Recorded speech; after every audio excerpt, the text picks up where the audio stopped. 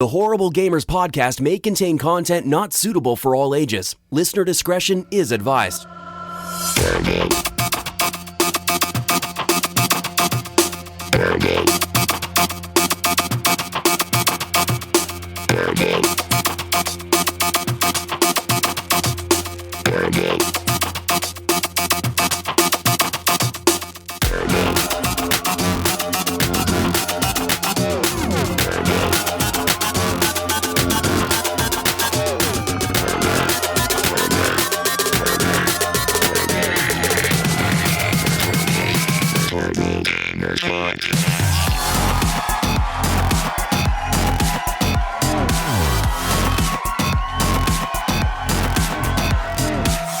Welcome, ladies and gentlemen, to another Horrible Gamers podcast, show number 197, being recorded on March the 31st, 2018. I'm one of your hosts, Jesus Gonzalez, also known as Jesus Walks a Lot. Today, I'm joined by the crew from the Great White North, Canadian land, next to Santa Claus himself. Ryan Gibson is back, Gib8777. Welcome back, Ryan. What's going on, everybody? 197 episodes of Horrible Gamers in the tank. Let's do this. That's right. And from the West Coast, the best coast, my friend Henley Merrill, Gunny Chief, is back. Welcome back, Henley. Hello, 3 away from 200. Happy Easter, everybody. Happy Easter, people. Is that when the rabbit comes out? Guys, that holiday? Just so you know, bunny rabbits don't lay eggs. What? They don't? What kind of bullshit lie is this? I'm going Easter egg hunting, though. I thought the rabbits stole the eggs from the chickens and then painted them and hid them. And they're chocolate. Maybe that's what they did. Maybe that's what they did. Sounds good. Here's a question for you. How did we get from Jesus Christ to chocolate eggs and Easter bunnies? I do not know. Anyways, people, you can follow us on Twitter at _horrible gamers. Please leave us a review on iTunes. Hit subscribe real quick and leave a review for us on there. 5 stars are appreciated, but please leave your honest opinions on there. Join our Facebook group, Horrible Gamers Podcast Community. That's on Facebook. We also have a Facebook page you can like and review as well. Please head over there and do that.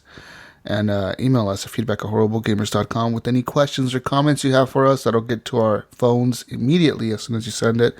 And we'll probably reply on there, if not on the show.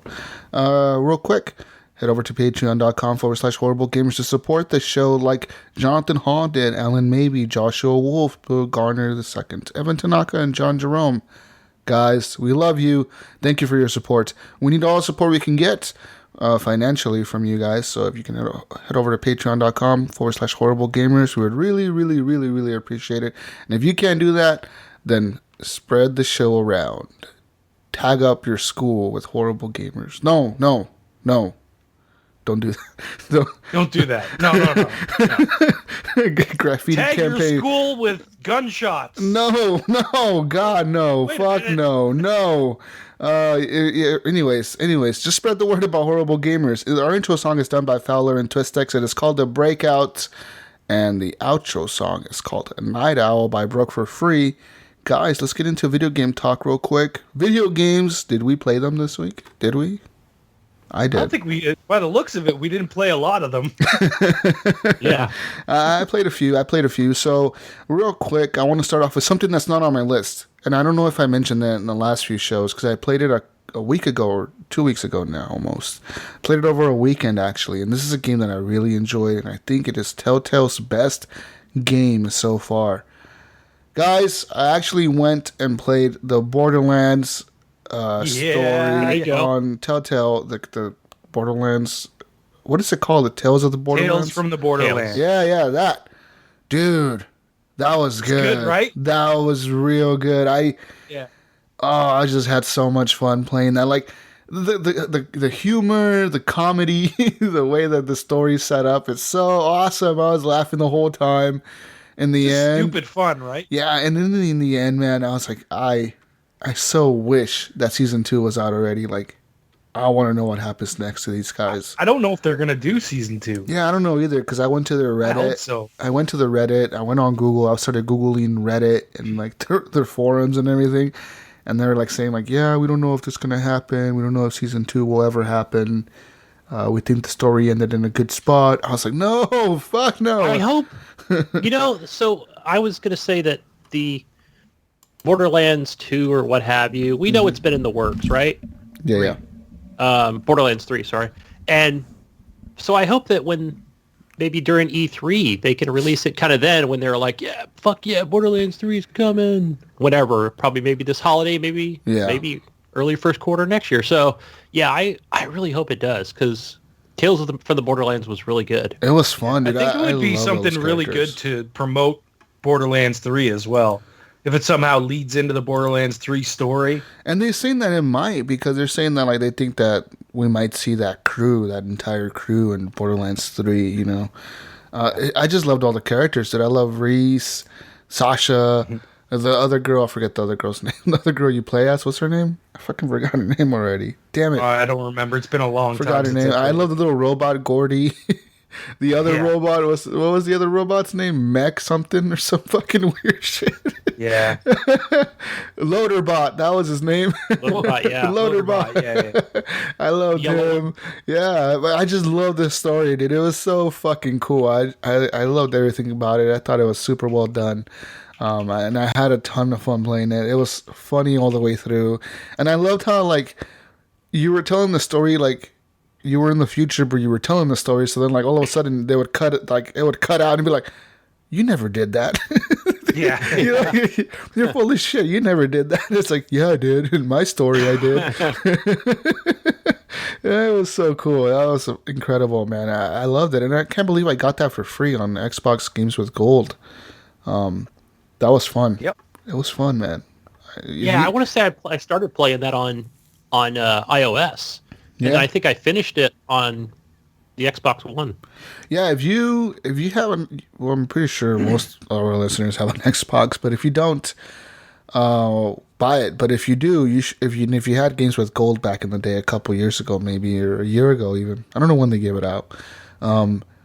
It might be in your ready to install list, and I suggest you play this game because I'm not a big Borderlands fan of the game itself. But I love this story. I loved it. It's like it made me want to play Borderlands. That's how good it was. It like I legit sat there after the game and I was thinking to myself, should I install Borderlands and play it right now? I want some of this story, dude. I loved it, and it was so cool in the beginning when Zero shows up and you're in that death race and like. Yes. That felt like a movie. It legit was like a movie because you had like all these different parts, moving parts in the story right there. And you were switching between characters and doing different things with all the different characters. And then it would cut around and like show what Zero was doing. And he was fighting over here kicking ass. And then Reese was in the middle fucking shooting all the guys. And then the other chick was in the car racing in circles. I was like, holy shit. Wow. Wow. It was so cool, dude. Oh, man. Telltale knocked it out of the park with that game. Wow. Just wow. I loved it. I loved it, guys. And you could probably, just like with any Telltale series, whether it be on console, PC, or even mobile, usually the first episode is free. Yeah. So it's definitely kind of try it before you... Yeah, go do that. Go do that. Because that first episode really does hook you in. They have like a lot of action in there, a lot of good stories set up, and so cool. I love that. And it makes me want to try the other Telltale games because see, I bought The Walking Dead season 2, but I never played it ever. See, I have season 1 and 2, but I played them both on 360, so I never played them on Xbox One. The problem with me is, so I got it on the Xbox One. I actually bought season 1 on the Xbox One too. I bought them all. I bought everything all over again. I don't know why. I just like the story in the first season. And then on the Xbox One, like none of my saves were there. So I had to replay the entire first season again. Oh, yeah. And I was like, I don't know if I could do that again. I don't know. You know what I mean? Yeah. Because it's like I already seen all the choices. I think I started the first episode of season 1 of The Walking Dead, and I was like, yeah, I don't really want to do this. Again, The only reason I was to, like, Kathy had never seen it, so, and then she lost interest in it too, so. Yeah, so I don't know about that. And there's other Telltale series that I want to try, like, maybe now I want to try the Batman one. I mean, I really enjoyed the Game of Thrones one, but I'm invested in that series. There you go. The Minecraft story. It's good, man. The Minecraft story Really? mode is actually really good. You know what? I might buy that and play that through with my daughter. Because she's really into Minecraft, and I think she would really enjoy seeing that story. There's a really, really, really sad moment in that story. Oh man! Yeah. So maybe I'll sit here and watch her make the decisions. Like what to do. Yeah. Because I was playing with her last night, Roblox actually, and dude, she has the controller down on the Xbox. Like she can play Roblox better than I can play Roblox. That's how good she's gotten with the controller. Like she plays this. She's like me. I think she has like this thing about like managing games and tycoon games and like games like City Skylines. You know how I really like those types of games. I think she has the same thing that I do, where she likes those types of games because on Roblox, she doesn't play the other bullshit games like the Bird Simulator, none of the other damn games. She plays a fucking game called Theme Park Tycoon. and what she's doing in this game is she's building her own theme park. And she's built it pretty damn good, dude. She has like water rides. She built a roller coaster yesterday. She has a Ferris wheel. She has all these things going on in the game. Like, what the fuck? What the hell? And like I was watching her and dude, she's really good with the controller, man. Like she knows how to like all the controls for the game. I don't know none of the controls because she handed it to me because she's like, I need help doing this, and I was like, all right, I'll help you. And I couldn't do it. I was like, what the? She was like, pull the right trigger. I'm like, okay. And I'm trying to figure out the control. She's like, you got to pull the right trigger and delete the item. I'm like, I don't know how. I was like, I can't do it. I was like pressing start and X. I was like, I felt like an old person. I was like, how do you do this controller thing?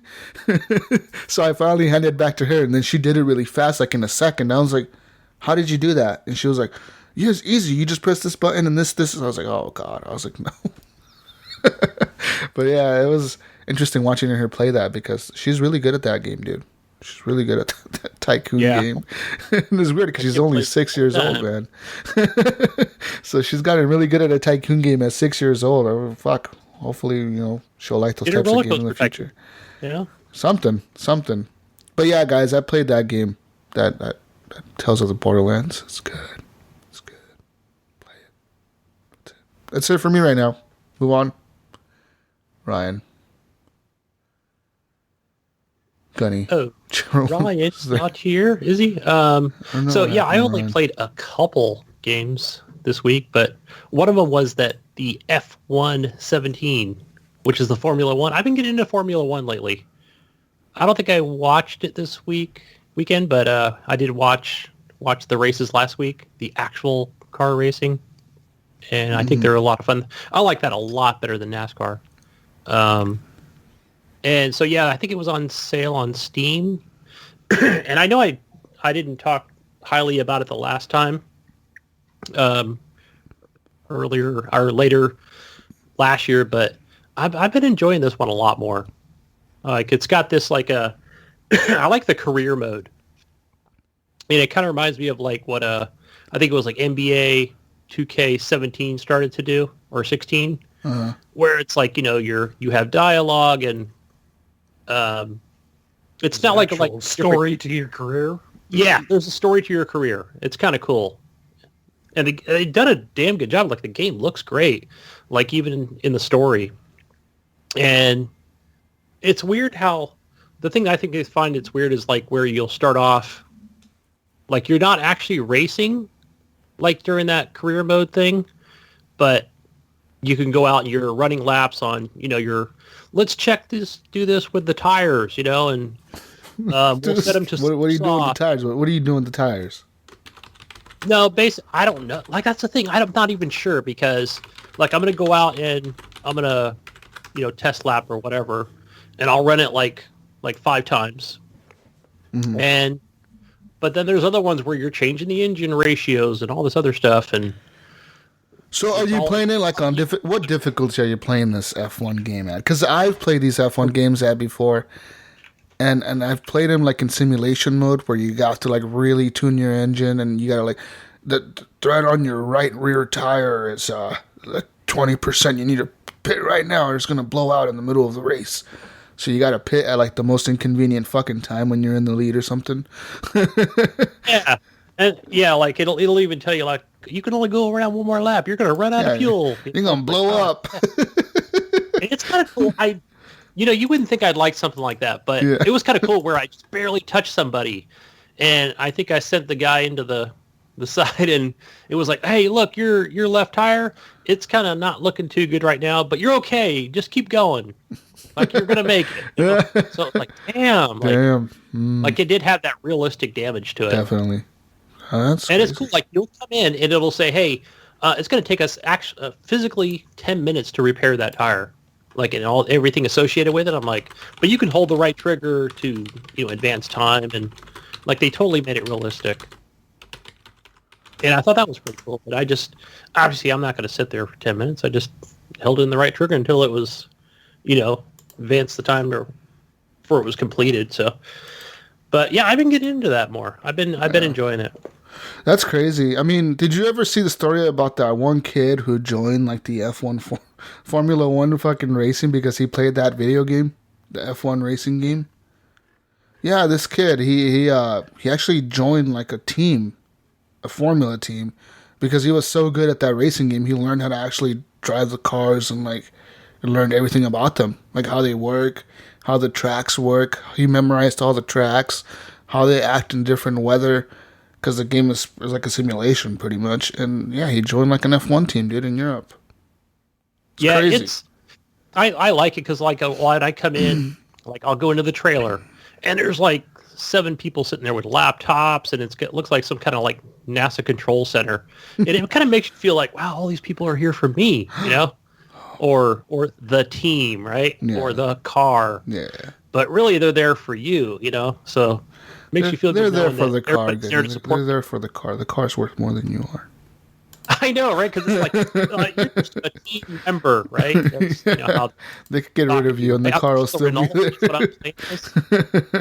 I'm on the Renault team, so. Oh, fancy! Oh, oh shit! Okay.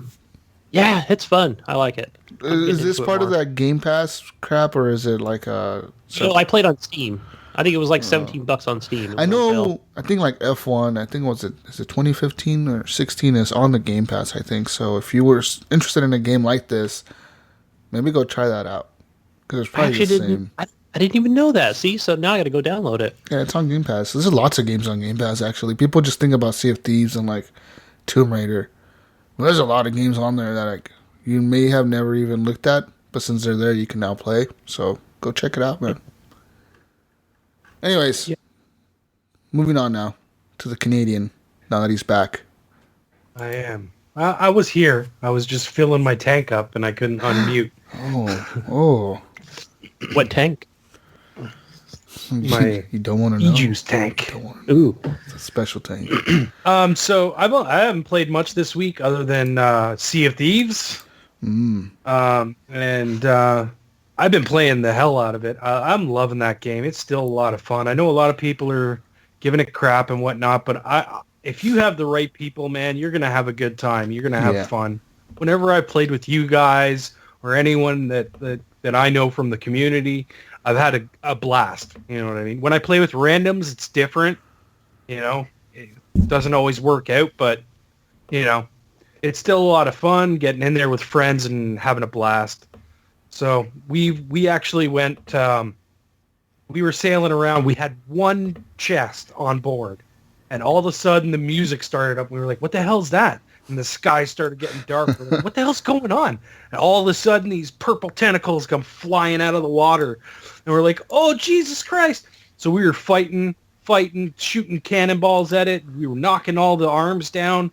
They were all going down. And then these 2 arms came out of the front and the back. And we were like, oh no, we got to turn. So we started to turn, but by the time we started to turn, those 2 arms wrapped around our ship. It just killed us. And Mojo got grabbed, and he was way up in the air. I saw that picture on Facebook. I was like, why is he up in the air? Why is he so high? It was me, Mojo, Penpoint, and somebody else, and I can't remember who else was with us. Damn it. If you guys remember, just put it in the group or something. But yeah, I'm still having a blast. And then this morning I played a whole bunch. We played for like 5 hours this morning, and I was with Papa Wolfie, King Jiggly, and I think Papa Wolfie's girlfriend or someone that he knows anyways, her gamer tag was Centerfold. So yeah, we were playing with her, and she was pretty good at maneuvering the ship. So she was driving the whole time, and we were navigating and moving the sails around, and we got into a bunch of fights with other ships. Like we kept running into people, so we take them down. We took them down so many times, and then we went to go do a skull fort. This was at the end of our thing, and there was just like 3 ships that were already there. So like it was just a shit show of everybody shooting at each other. We were trying to talk to them and say like, listen, we'll split this 50-50. Let's just do it together. And then those guys were like, okay, let's do it. But then another ship came in and started firing at us, and it just became this whole fucking war again. And it was like, okay, we're just circling this island. We ended up giving up on it. We were like, all right, we got sunk, and we were like, we're not going back. The cloud disappeared, actually, and we couldn't quite figure out how to get back. Oh, fucking cloud. So, who was I with the other day? Tagging, CeeLo. No, honestly, it was CeeLo. I was with CeeLo, Never Sleep, and the last parrot, him. We were together, Never Sleep, Last Parrot, and me, and then a random kid on our ship. And so we were cruising around doing like a bunch of like the skulls, like the skull Order of Souls missions, and we're on the edge of the map, and all of a sudden we're sailing, and like a cloud just pops up in front of us, and I was like, guys, there's a fort like right here, and they're like, no, these guys are all playing it safe, like, no, let's go turn this in before we go here, and so we go turn it in, and then they have to leave, so I'm like, oh fuck, I need to replace these guys with 2 other people. So, like, we have the random guy in our party. He's there with me. And then, so I invite CeeLo, and CeeLo invites somebody he knows into the party. So there was 2 of them, but we had to wait for them. So we were waiting there for like 20 to 25 minutes waiting for them, just sitting there on the outpost. We're looking at the skull fort. There's no ships around, nowhere to be seen, no ships. And I was like, dude, this whole time you could have been there fighting this thing, like, fuck, only if we had these 2 guys here now. And I told these guys, come on, guys, hurry it up. Finally, they join, and we start sail. Like, as soon as they join, I drop the sails, and we're going over there because it's right there in front of us. And as we're sailing there, there's no ships. And halfway there, our random guy is like, oh, we have a galleon right behind us. And I turn around, because I'm driving the ship. I turn around. There's this fucking, like, red and black galleon with, like, fucking black sails, this badass looking fucking ship, hauling ass. They're like going like so fucking fast. They're right behind us, dude. I'm like, what the fuck? I'm like, all right, guys, because we only had 2 sails down. I'm like, all right, drop all the sails. Fuck these guys. Let's just keep going to the fort. We'll draw them in there, and like, maybe they won't fire at us, right? So we flash our lantern at them, whatever. And we don't even like turn around for them. We just keep going towards the fort. So we get to the fort. We start firing at the fort, like at the cannon towers. And these assholes pull up next to us and start firing at us. Of course. And I'm like, oh, great. These fucking dicks. Of course they have to be these types of players, right? So we fire back at them. They sunk us like right away. They were really good. They were like, because CeeLo and the person he was playing with, they haven't really played on a galleon. So they don't know where none of the things are. They don't know where the planks are, where the cannonballs are. And I'm like, guys, on the back of the ship. And they're like, where? I'm like, fuck. I'm trying to drive the ship so it doesn't ram into the island. And, because we're going full speed. We haven't dropped anchor. And, like, they just sunk us right away. So we get into a new ship. And I tell these guys, all right, we're going to wait over here by this rock for them to finish the skull fort, and we're going to sink them after they finish it. Fuck these guys. But as soon as we get to that rock, we get to this rock, we pull up our sails, we have our anchor up, we're just sitting there floating, kind of just floating there. We're looking at the fucking island, and they're on the island now, because you could tell they took out the forts, the cannonballs, and they're parked in front of the island, like at the entrance, and they have their sails up. And next thing you know, I see like 2 more galleons coming There's one at the outpost. They turn towards us, and they go towards the fort. Another galleon goes towards the fort. The other one goes towards the fort, and there's a little sloop that goes to... The little sloop is circling around the fort. I'm like, holy fuck, there's a lot of ships over here. And there was no ships. The whole time we were playing, we didn't see one ship. And now all of a sudden, there's like 5 there. They all show up at the end, right? Yeah. And I was like, what the fuck? And like, we're sitting there by the rock, and like, the guys who were on the island fighting the skull, the fort, they got back on their ship and came towards us. They must have given up on the fort or something. They might have had a hard time or something. They just gave up and they just got on their ship and then like everybody's like, Jesus, they're turning. I'm like, they're turning. Where to? They're like, I think they're headed towards us. So they're hauling ass and they go right past us. We drop our sails because we don't have our anchor down. We have it up. So as soon as they get near us and we notice they're coming towards us, we drop all our sails and we sail past them. We're shooting at them as they're going past us. They outrun us and they end up in some other random island. So we go find them again. They sink us again because, my crew isn't that good. They sink us again. They kill us a bunch of times. They sink us. And we finally get back in there, and after that, we just gave up, dude. Because we're like, no, we can't fight these guys. They're too good for us. Like, that's the thing with this game. If your crew isn't good enough, you're gonna get killed. That's true. That is true. I'm gonna tell you something. Centerfold taught me today. When you get to the Skull Fort, lift your sails all the way up and turn the wheel. Your boat will stay in one spot, but it'll spin in circles. And then you could just fire cannons in every direction. Huh. So your boat will just keep spinning in a circle, right? So if you go the opposite way, if the person's coming from left to right, and you start spinning to the left, right? That way, when they come across you, you can fire your left side cannons, and then it'll turn around, and then you can go to the other side and fire your right side cannons at them as well. So you get twice the cannon shots at them. Okay. If you have that boat spinning around in circles, it's actually a really, really good fucking idea. When she showed it to us, we were like, yeah, that's fucking awesome. Cool. That's a good helpful tip. Yeah. Because I've been with a few crews where like they're, we're shooting at the other ship, but it's like, playing Battleship or something because, the cannon's going, the ship's moving. So they're shooting past the other ship, and I'm like, okay, we just wasted like 50 cannonballs and hit them twice. That's what I was telling these guys. Do not waste your cannonballs because we respawned in a new ship, so we only had like 20 cannonballs. I'm like, none of these guys fucking shooting at these people from like a mile away. I'm like, you can't do that.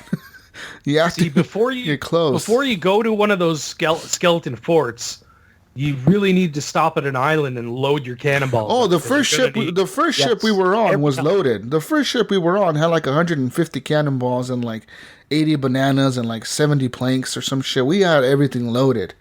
But they still sunk us because, like I said, the guys couldn't find the cannonballs. They couldn't find the planks. I'm like, it's in the back of the fucking ship. They're like, where? Where in the back? I'm like, go down, go straight. Red barrels in the back of the ship. Yeah, and then they sunk us right away because we had the fort shooting at us. The fort wasn't shooting at the other ship; they were shooting at us, and then these guys were shooting at us from the other side. So we were getting shot from both directions. Our ship was tore up, dude. It was fucking crazy. But the game is fun, man, and I'm finally now at level 20 for the Order of Souls. I'm getting a lot of better loot now, better quests. I think all my quests now that I get from the Order of Souls are like each skull is worth more than 1,000 now. So I'm starting to make good money, and I'm enjoying the game. It's fun. It's good. And finally, achievements started popping for me. I haven't got my old achievements because I know I've probably completed a lot of achievements in the first week. I still haven't gotten any of those. I've only gotten new ones that have since Thursday, since they turned it back on. That's the only achievements I have got, so that's kind of shitty. But yeah, it sucks. I missed out on all my achievements, Gunny. I want to cry. Nice. I know. I think I even put on TXL. I'm like, so is the game officially out now that achievements are popping, or is it unofficially out? Because last week was the soft launch. Major Nelson tweeted out some art for one of the achievements. Like he's like, oh, this is art. It's amazing. And I saw you put that on. Yeah, and I commented on his fucking tweet. I was like, yeah, it would be nice if achievements actually fucking worked. Yeah, I saw you put that on there. I think I hit the hard button first. Because it's the truth, man. Like, yeah, it's cool for you to get achievements. Nobody else in the fucking world has achievements. What the fuck? But they're popping now. Yeah, now, and it sucks because I want all my old achievements, man. Because I know I had to have a bunch of old ones. I know. It doesn't seem like it's retroactive. It seems like you have to do them again, which is unfortunate. So shitty, yeah. Anyways, guys, I played another game this week. I played A Way Out. A Way Out is that co-op game by Joseph Fares. It's that EA Originals game. It's good. It's good. I played it in one sitting. 5.5 hours? Yeah. Now, me and you were supposed to play this. Jesus. We were. We could play this tonight. And we tried to play it together, but for some reason, I could not connect to you. It would not let me connect. Yeah. And then you had the same problem with Jonathan, too, right? It wouldn't connect to him guys, either. yeah, you guys wouldn't connect to my game. I don't know what's going on with you guys. But Taggin accepted my invite because he was in the same party Jonathan was in. And he was like, oh, and like he just popped up into my game. He's like, I'm in here. I'm like, oh, well, okay. Fuck it. We'll play.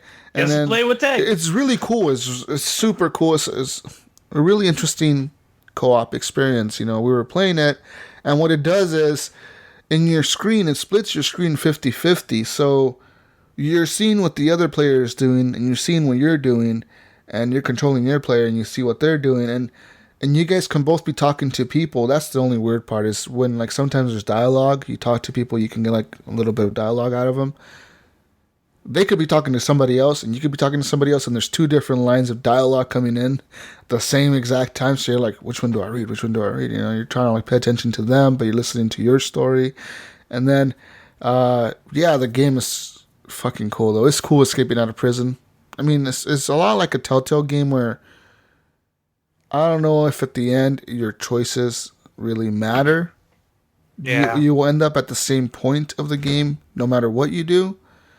But I guess your experience getting there could be different from the choices you make, because there is different choices you can make in the game. Like, you can take the stealthy approach, or like sometimes like one of the players, like you'll come at a cross point where it'll be like, okay, we got to get past these guys, and one of them will say, well, let's just kill them, and the other one will be like, no, let's sneak around. I got a better way to do this. Let's sneak around, and you guys have to vote which one you want to do.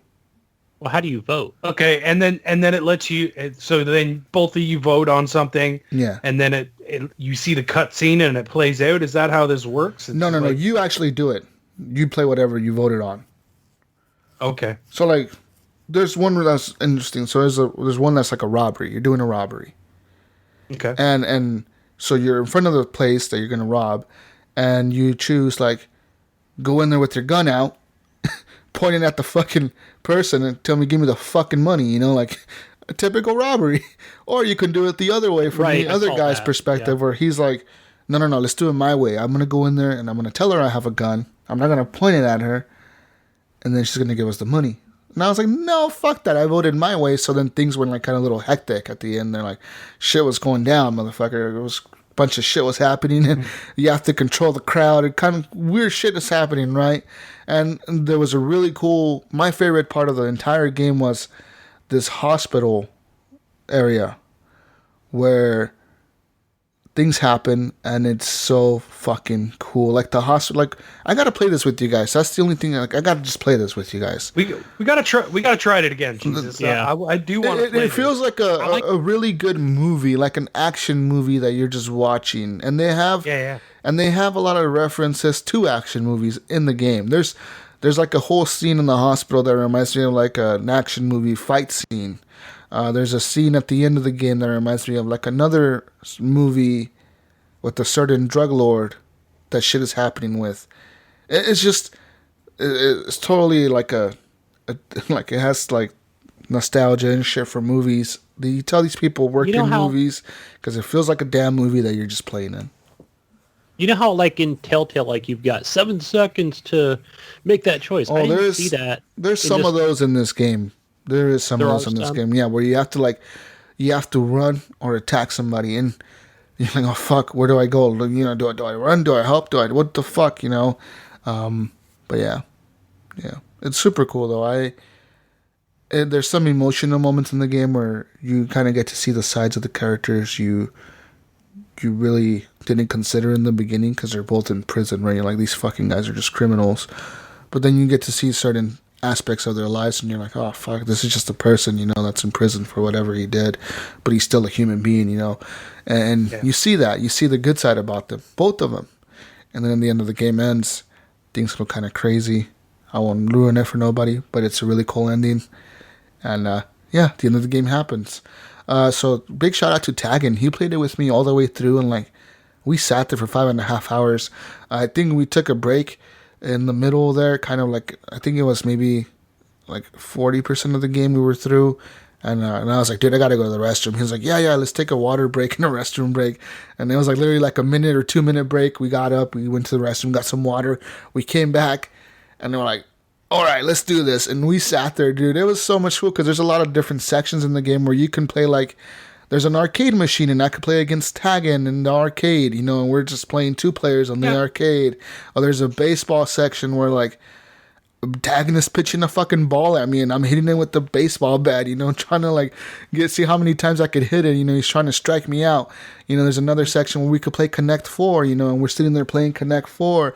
And there's another section where you can play different things, just different things like that in the game where you can hey, come over here, help me do this, and all of a sudden you're playing baseball with the guy, or you're doing something else, you're playing cards with him, you're doing different things.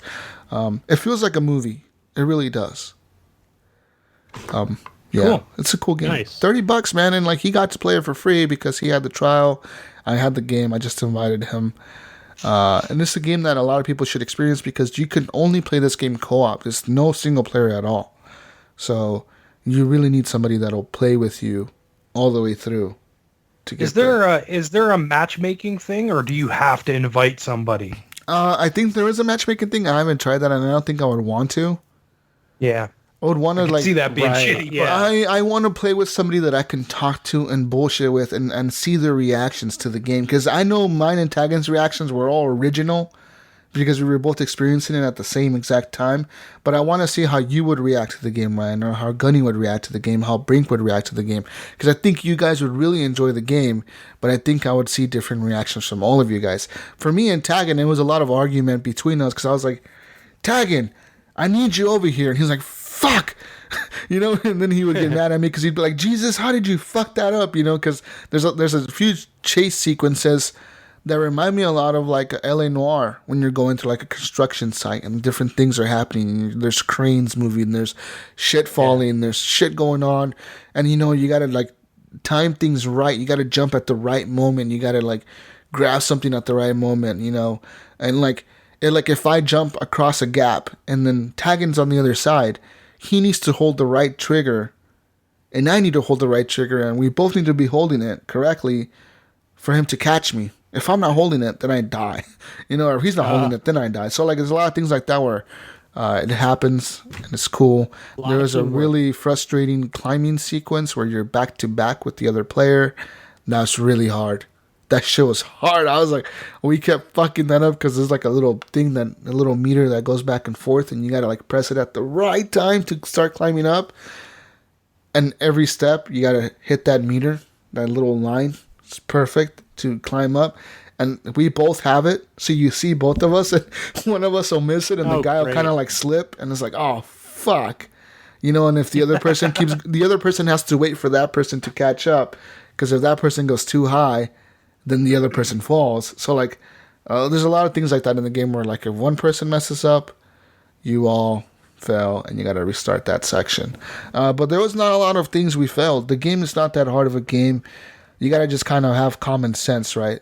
There was a lot of times for me and Taggin were just, we realized what we had to do right away. We go into the room, we're like, okay, we got to do this real quick, Taggin, let's go, let's do this, and then we would just do it. It was super cool though. So you feel after a certain amount of time, your minds were melted.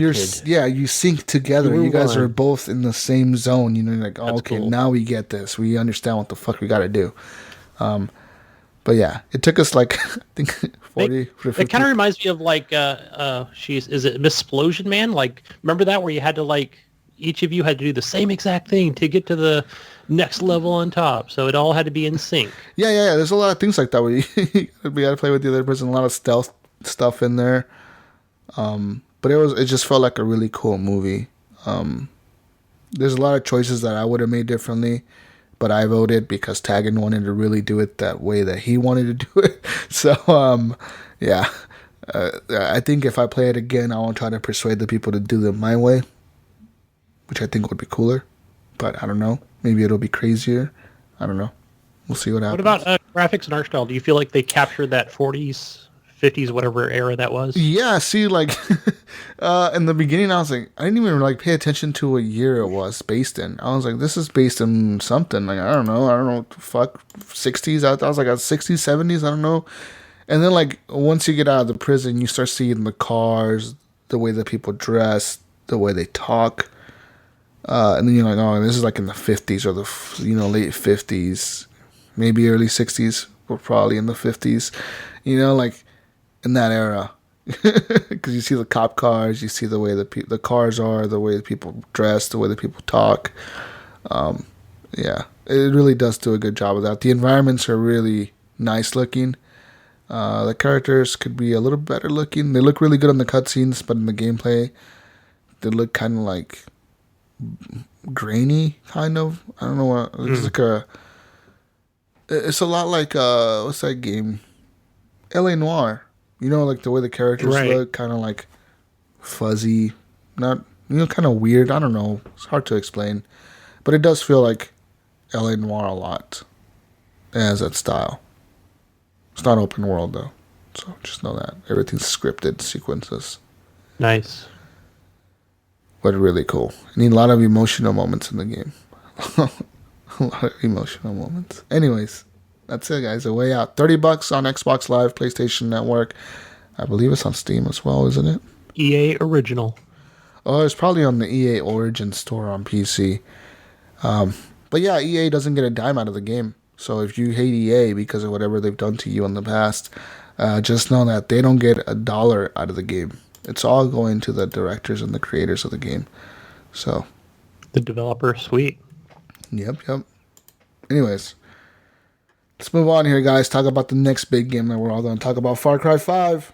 Hell yeah. Far Cry 5. We've all played it, right? Yep. We've all been playing it. Say yes. I played a lot of it. I'm gonna start off here because I had a really, really bad experience when I first started playing this game. Now, mind you, everything changed once I figured out what I did wrong. But the thing was, I started up the game. I got through the tutorial part, a little island at the beginning, and then I found a boat, and I'm like, sweet. I hopped on the boat, and I just started cruising. And then I saw an airplane, and I'm like, fuck this. I'm going to hop in that airplane. And I'd done a couple of quests. Mm-hmm. So I had opened up where it was like, you can go to these 3 places, the 3 strongholds. But, don't do it right away. Well, what do? I hop on a plane, and I go to the first one right off the fucking bat. Like you're playing Far Cry 4, right? Yeah. Okay. And I hopped in the plane, and I'm like flying over there. I get there.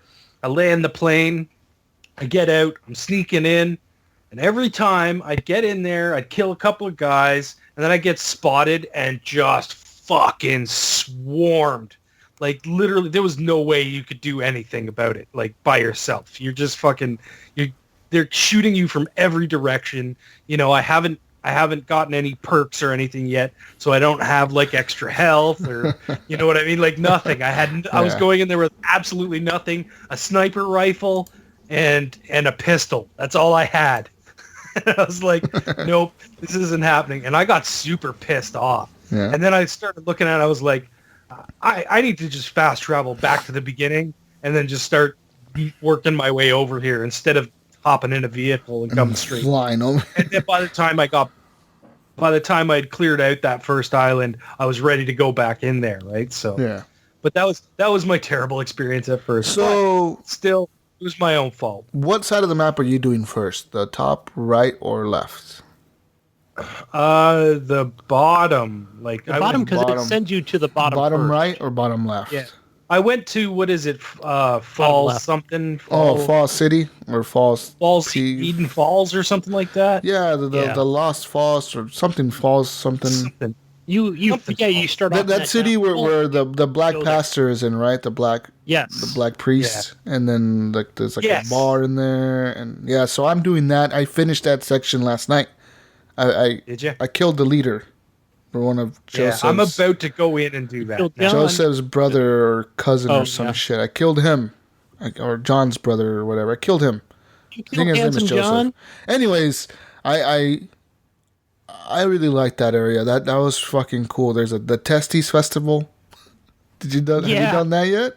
I haven't done that yet. Oh, you gotta talk to the guy. Okay, so to activate it, I didn't know how to activate it. I just kind of randomly ran into it. It's a side mission actually. It's not a main mission. Yeah.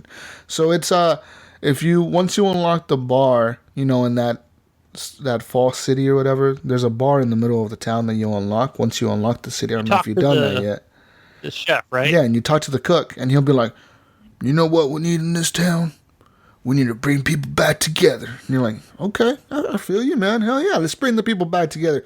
Like, brings people back together. We gonna bring everybody back together with the festival. And you're like, okay, yeah, like fuck yeah, let's do a festival. Yeah, we gonna cook some testes. You're like, what the fuck? You just say testicles? Yeah, Rocky Mountain Oysters. I need you to go get me some bull testes, real nice big ones. You're going to chop him off of that bull right there when he's having sex.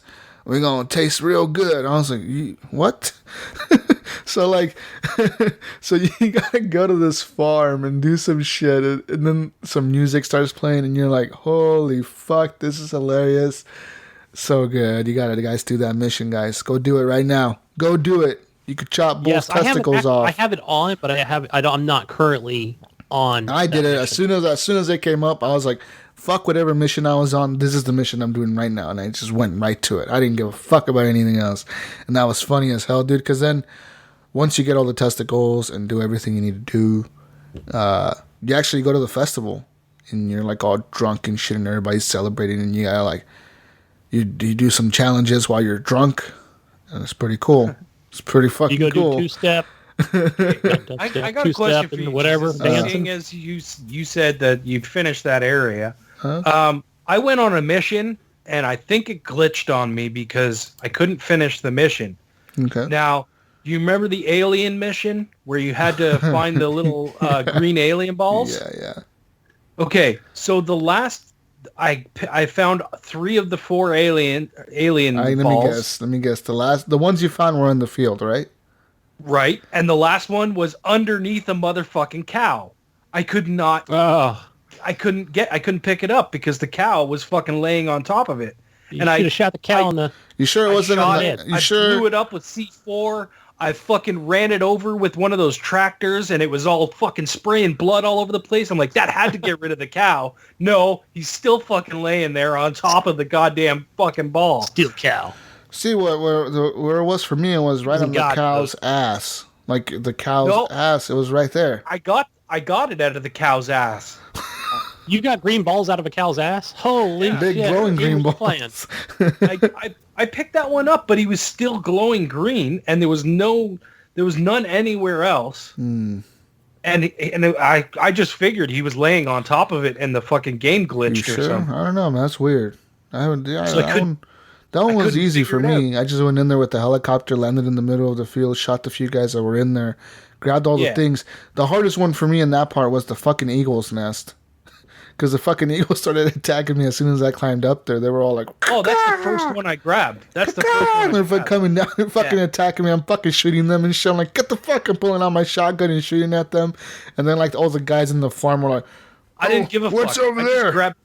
I just grabbed the egg and fucking bolted back down. They maybe hit me twice while I was up there. The guys in the farm were like, "What's over there?" With their eggs and shit, right? So they get pissed when you go up there. But I'm gonna hunt those fucking things now because I need some. You know how they have those. They'll just have people stand on the side of the road like they'll be in handcuffs or whatever, or fucking zip tied. Everywhere. And then some of them will actually be walking like along the road. Like there'll be a guard, and then there will be just a fucking random person you can rescue or whatever they call it. That's everywhere. Like everywhere. They're just everywhere. So I think I was on that first island, And I'm like, oh, cool. I'll just come up and I'm going to take this pipe and just toss it at him because it's so much funner to just like throw it than actually, melee somebody with a bat or a pipe or whatever. It's like, oh, yeah, fuck you, man. Hit him right in the head, blood's flying. So I come up and I'm like, okay, rescue that person, right? And then they've got those, what do they call them? Those tweaker meth heads. They're wearing like the thing on their face, and they got green like mist coming out of them. And like, whatever, they're on drugs or what have you. I'm like, some fucking tweaker just jumped out of the goddamn woods and tried to fuck me in the ass, Like, what the hell? Like, they just came out of nowhere. And they're kind of stronger, right? So, like, you got to shoot VIPs, yeah. Yeah, those guys are a little bit tougher. That was a really cool mission me and Brink did where we drove a car on fire through a bunch of checkpoints. Yeah, I did that too. And drove it into a lake. But we were playing co-op when we ran into this mission because me and Brink we did co-op for quite a while. He came into my game and he was just in there both because he was ahead of me, so I didn't want to go into his game and play in his story because he was ahead of me. So he came into mine. I was behind him and I was like, I don't care if I see missions that I haven't done, whatever, because he doesn't get any mission progress. He only gets money and perk points and challenges. Yeah. So we were just running around doing a bunch of missions and like destroying convoys and shit, and like we did that race and it was both of us racing each other through the checkpoints and we got to the end. That was really cool. Then the convoy kept destroying us because there was this convoy that kept going around the fucking area we were in, and they just, every time they ran into us, dude, they had like these machine guns on their trucks and they were just like destroying our car, dude. And finally, after killing like 1,000 people, we you know how you do that mission, right? Yeah. You could get the other car, the car with the gun on it. You can get a plane, a helicopter. Yeah. You can get bombs. Yeah, all that shit. A plane and drop bombs on them. Yeah, that's the easiest way to do it. Or the helicopter with the missiles on it. You can shoot at them and blow them up. Yeah. But we were just playing. We didn't have that unlocked because I was in my game, so I was barely like in the beginning of the game. I literally, as soon as I finished that little first island, I invited him into my game. He came into it, and we just left after that. And we started doing shit. Did they replace the parachute with the wingsuit? Because No. I noticed there's... You can choose both of them. You can switch between them. So, like, if you jump out of a plane, you can open your parachute, and then the wingsuit, then the parachute again, then the wingsuit again. You can just keep opening them. All right, just like in 4. Okay. Yeah. Yeah. It's a super cool game. I really like it. The story's pretty cool so far. I like how the crazy bastards have kidnapped all my partners, and I'm trying to save them all.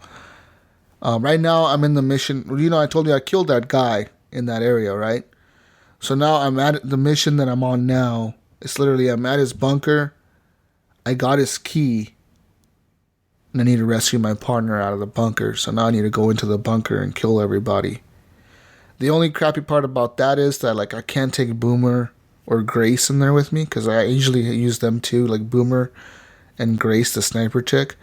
I'm Boomer all day long, Boomer. Sometimes I use Grace and Nick Rye because he has the plane, and sometimes if I'm getting swarmed by planes, I'll get him. Constantly, I found out that once you like attack the first planes, there's planes everywhere in the fucking sky constantly coming after you, and they'll blow you up like a motherfucker. Like, you're minding your own damn business.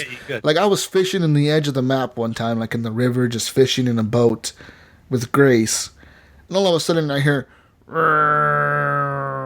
I see them coming in for a gun run, and like, I was like, oh shit. So I get in my boat, I'm hauling ass down the river in my little raft, going super fast, and like, all I hear is like, coming in for a gun run, and then he comes in, he shoots at us, he hits us a few times, and there's like, I see the bomb indicator right where I'm driving into, and I was like, oh shit, dude, and it blew us up. No. That happens a lot. lot. What does it mean when you're marked? Like, I got that a couple times. Like, you're marked. That means they're going to come shoot you and kidnap you. Yeah, that's because, like, there's little tick marks in the bar in the game when you're looking at the map and you look at the different sections. There's the point bar. There's little tick marks in it. And those, once you hit that part, it kind of is like a thing where it progresses the story a little bit. You know what I mean? So they have to come and kidnap you and take you to wherever they are going to take you. You You can fight them as much as you want, but they're gonna get you. Oh yeah, it No got way. crazy. You can Like do I about shot it, everybody, got in the car, or got They in have the the like bliss just a pickup bullets. truck, and they were just wailing on me. They have the bliss bullets, and they're gonna knock you the fuck out as soon as they hit you. Yeah. Yeah, like it went into this. I killed like 3 of them, and I was like, "Fucking sweet, they're not gonna get me this time." And then like one guy came up right behind me and fucking hit me. I was like, "God damn it!" I was so close. I wanted to see if I could actually get away from it, right? But I don't think you can. No. Right, because I crashed and like a mist guy came over like with that drug mist or whatever. And I was like, "What's happening to me?" And then it went into this like pretty lengthy cutscene. Yeah, that's when it goes into the cutscenes and it kind of progresses the story a little bit. I've actually got hit with bliss bullets while flying the plane. Oh shit! Yeah, I was flying the plane and I blew up like a whole compound of things, and it was like, and then like all of a sudden I hear on the radio like, "Deputy, you've been causing havoc in my town. You know, it's time to come get you," or something like that. And it's like, "You've been marked." And next thing you know, I see like 4 planes come at me. I was like, "What the fuck?" You know, and I'm trying to shoot the planes down. And as soon as they shot into the plane a few times, and I'm assuming they hit me, it was like the screen started like blanking out, and like my plane started to crash, and like actually no, I woke up in a van, and they were driving me to the bunker or something. I'm like, what the fuck? Yeah. So guys, Yeah. you know, you can finish this game in the first 10 minutes. Yeah, I was gonna do that, but since there's no achievement for it, I was like, I don't want to do it. Yeah, I I was didn't do it surprised. either because you posted it, and I thought, okay, since there's no achievement, I'm not even gonna bother. I just put the handcuffs on him. Yep, same here. I was like, I'm arresting you, motherfucker.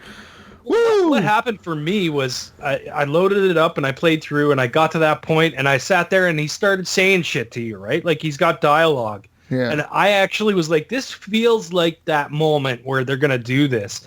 I'm just going to sit here and listen to the dialogue and see how long it goes for. And it was like every minute or so he would say something new to you. And then like maybe 5 minutes in, boom, all of a sudden it ends. And I'm not going to say exactly what happens, but there is a little thing that happens there. And, you know, it You and it ends join the the game. father. The father. No. Don't say it because maybe Yeah, I'll do it. Eventually. Just do it. I mean, like, it's not a big deal. Yeah, that fucking Nancy. Fucking Nancy. That's all I'm gonna say. Fucking Nancy. That bitch. Fuck Nancy. Is that the sister? No, that's the dispatcher. Ah, yeah. Remember when you're driving away with the Yeah. black Marshal? He's like, "Fucking Nancy." Yeah. I saw that like You know what I 4 or thought 5 was funny, times because I guys? kept getting blown up by the cars chasing us. So like I had to sit there through that like 10 times. I was like, "Ah, fucking Nancy again, that bitch." God damn, Nancy. I was thinking the whole time with the opening of this game where you've got the U.S. Marshal. And he's like, "Fuck you, let's do this. We're going to arrest this guy," right? And like that sheriff's just over there, right? With his face like, "Oh shit, this ain't going to end well." Yeah. These guys are armed to the teeth. And the Marshal just like, "Nah, we're doing it. Let's go." And what And I was like, oh, thinking, boy. the whole time, you motherfuckers know you're going into a compound full of guns, and all you're taking is 1 U.S. Marshal and 3 deputies, and 2 deputies, Right, I know, a right? sheriff, and a fucking helicopter. I'm like, if I was the U.S. Marshal guy, I would have like called in fucking SWAT teams and fucking, you know what I mean? This shit would have been like Waco all over again, motherfucker. We got fucking SWAT teams and army trucks and shit going in there to get this guy. I'm not going in there with a pistol and a bulletproof vest on to arrest a fucking cult leader. You know what I mean? That's what I was thinking. That's why I thought it was funny. I was like, okay, all right, this is not going to go well. When for we were Marshall. going in the helicopter, I was thinking like, maybe like this mission, I wasn't thinking it was going to open up like that. I was thinking it's going to open up like we're reconning like a weed field or something, we're doing a raid in like a weed field and then shit goes down. But like, I was like, no, we're literally driving into their fucking home base in a helicopter, landing it in the middle of it. And He just wanted like, to like bust the door down. yeah, I'm like, we're here to arrest their leader in a fucking helicopter. This is not going to end well. And it's just, these guys with guns. It was cool going forward, just seeing the look on his face and his dialogue. I was laughing, actually. I was like, yeah. Like, you got what you deserve, mister. It was a crazy game. That's a crazy game. I really like it. It's fun. The details of the game are incredible. It looks really good. The grass, the water, the blades of the grass. When you're going through the forest, it looks like a real forest. It feels like It does. It feels like when I've been in the forest here in Oregon a few times. You're just going through the forest, and that's what it feels like. It's just like that. It looks just like it. Like I'm really impressed by it. I've killed a few buffalo in the game. I ran him over. Yeah, I need to kill one more because it's like you got to kill 3 of them to get those perk points. Can you get a follower companion as well as a soldier? No, like no. I think Boomer it's just or whatever, one or the and other. a soldier. Can you have them both? No, it's one or the other. You can get a perk to unlock another follower, so you can have like 2 of the people that you can pick. So you can pick Boomer and one of the other people. Okay. Because I was like, oh man, I can only have one soldier, but they're kind of dumb anyway. The AI. No, they're super dumb. They're super fucking dumb. Like Boomer's the best one because he's just a dog and he just attacks whatever the fuck he sees. Yeah, and I'm like, good job, Boomer. Good job. You give me guns. You go attack those people. The only reason I pick the other ones every once in a while is because I want to get the kills with them. Because if you get kills with all of them, there's a certain threshold that you have to reach with all of them to get perk points for them. Yes. I know like Grace is 10, Boomer is 10. I think Nick Rye, the guy in the plane, he's only 5 kills. So like if he kills 5 different things, you get the perk points for him. And that's one thing that I have had a problem with in this game is the perk points, the way they're set up. It's kind of a bitch to get them sometimes because you have to keep constantly switching your play style, right? Like you have to compromise your play style to get these damn perk points, and I kind of don't like that. Yeah, that's one thing that I kind of don't like about the game. Like where like I'm using my fucking decked out badass rifle, and all of a sudden I got to switch to the damn flamethrower to get 10 kills with it. I mean, it's not hard to get the 10 kills. You can just drive around and get them right away in the checkpoints, but it's kind of a bitch to do it, Yeah, it's kind of like, but also the AI, just a generic soldier could be funny to follow you because it's like, all right, we're going to go over to this little compound over here, right? And we're going to go there and just fuck these guys up, right? But maybe I want to come in stealthy. Well, you can't because that soldier that you chose has a rocket launcher. Right? So as soon as you get close, you got to pick the right ones, I'm gonna fuck these guys up. I don't ever pick the ones with the rocket launchers. Calm down, I always pick the ones that have like sniper rifles or just rifles. But like I said, Grace is really good because she has a silent sniper rifle, so she's really good about sniping people from a mile away. And one thing that I did try and I really liked yesterday was the Far Cry arcade mode. I played that. I played a lot of it. I played like an hour and a half of it yesterday. So tell me about that because I haven't gone into it yet. It's really good. Know what that's all about. So you can go in there. You can play co-op or solo. I play solo, and so like there's 2 different styles. There's one where you pick what map you play on. You pick what mode you play on. And the other one you just let it pick maps for you. It's auto pick. So I auto picked maps for like an hour. And the first map I played was called like Zombie Attack. And you spawn on like this behind a farm. There's a bunch of guns there. And you got to get this. These levels are all made by the people in the game with tools in the game. And this was really fucking well done. Like I spawned in this area. It was kind of like nighttime. It was a lot of fog everywhere. There's creepy ass music playing. And it tells you pick your loadout. So I picked the assault loadout. And then you spawn. There's a bunch of guns and ammo and bulletproof vest there. You pick the guns up you want. If maybe you want to switch out your pistol for a different type of gun, you do that. I got on the boat. I drove it across the river. There's zombies everywhere, like 180 of them. And I only killed like 25 and I died. So in the next level was like an arena style level where like I was in a circle. And as soon as I was spawned in, there was like 80 people or 100 people spawned in there with me. And like there was bears and lions and buffalo and bulls. And like a fucking jaguar was in there. And like a bunch of guys with guns and bats and shit were in there. And like, it's like, you got to be the last one to survive. So like I'm in there just killing the bears, killing the wolves, killing all this shit that's in there with us. And I won. So then you get like levels for that. You get money. And there's a leveling system for the arcade mode itself. You get money and perk points as you level up. And that's a great way to get perk points that are super easy to get because you can just keep going to these levels and play them. Then the mode that I was playing originally, you upload new maps every time you finish one. You can replay the one you just played or just upload a new one. And then that like another one that I played was like a sniper level where like I was in this tower in the middle of a bunch of other towers, and I had to kill 300 snipers with my sniper rifle. But the dude had put out so much ammo and like bulletproof vest and health packs in the room. So I was just sniping out these windows to the other snipers, and they were all sniping at me. It was pretty crazy. But the coolest one that I played was one that you can actually pick. So I went to the ones where you could pick. I went to the filter. I put for the most rated ones, the highest rated ones. And I picked the one that was like in the first spot. That was the highest rated map in the game. It had like 19,000 plays or something like that. And that was like an actual level of like a game. Like this guy had built like a whole city. And in the city he built like a pathway for you to go through and kill guys. And like there was like health packs laying around in hidden areas. It felt like an old like a PS2 game or something. Like, you know, you're in this level just going through the level, killing shit, and it was really cool. It was really well done. So I really like the Far Cry Arcade mode. I suggest you guys play it. Check it out. Check it out. Yeah. I'm gonna jump in and check that out at some point. I'm interested in it. It's a super easy way to get perk points and money, like I said. You know. Yeah. It's probably the easiest way to do it. And then you can play that in co-op as well. So you can do different things in their co-op.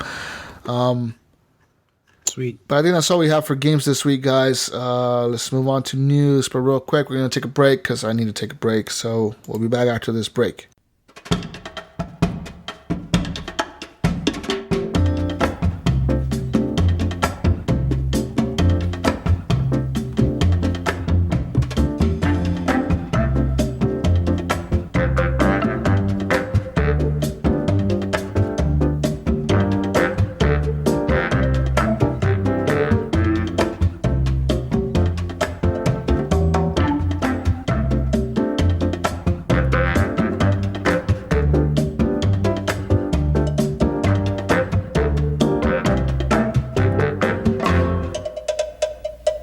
And we're back for some news, ladies and gentlemen. If you want to read more news, head over to our Facebook group, Horrible Gamers Podcast Community, and see some more news in there. Let's get into the news, guys. News time! Lindsay Lohan has lost her case against Rockstar for using her likeness in the video game Grand Theft Auto 5. It's about fucking time. Really? So finally...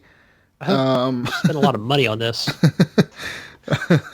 The jury felt that she didn't have it, that the likeness wasn't there, you know, to her from the video game.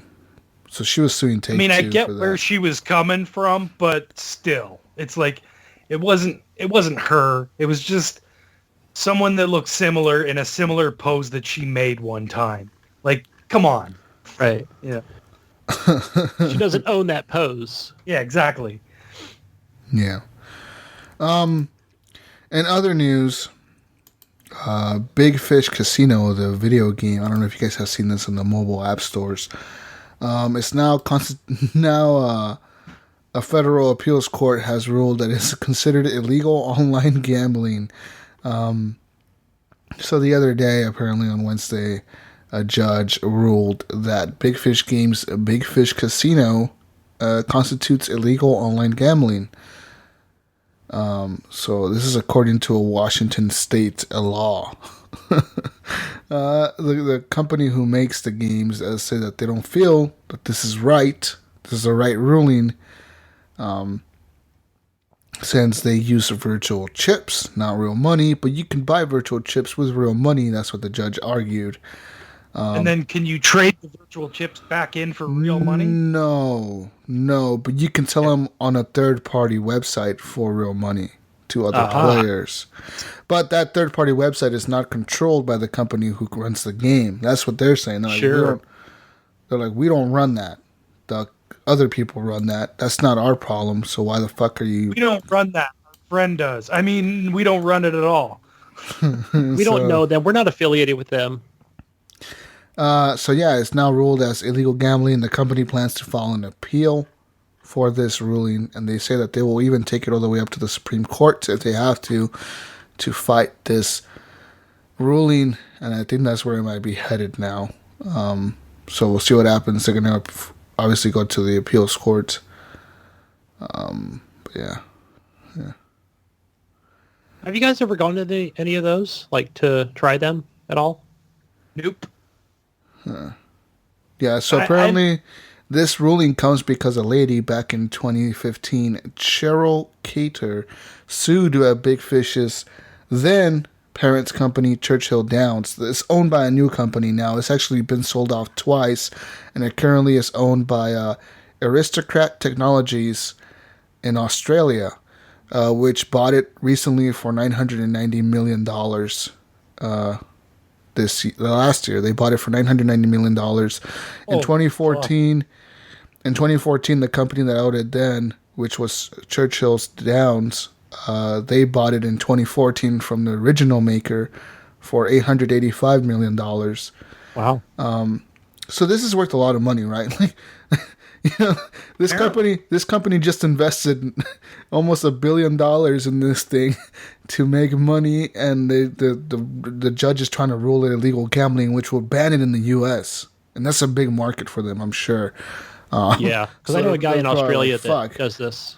Well, hopefully it's the guy that runs this place because he's rich as fuck. So apparently Cheryl Cater, back in 2015, sued Churchill Downs. She claims to have spent more than $1,000 on Big Fish Casino virtual chips.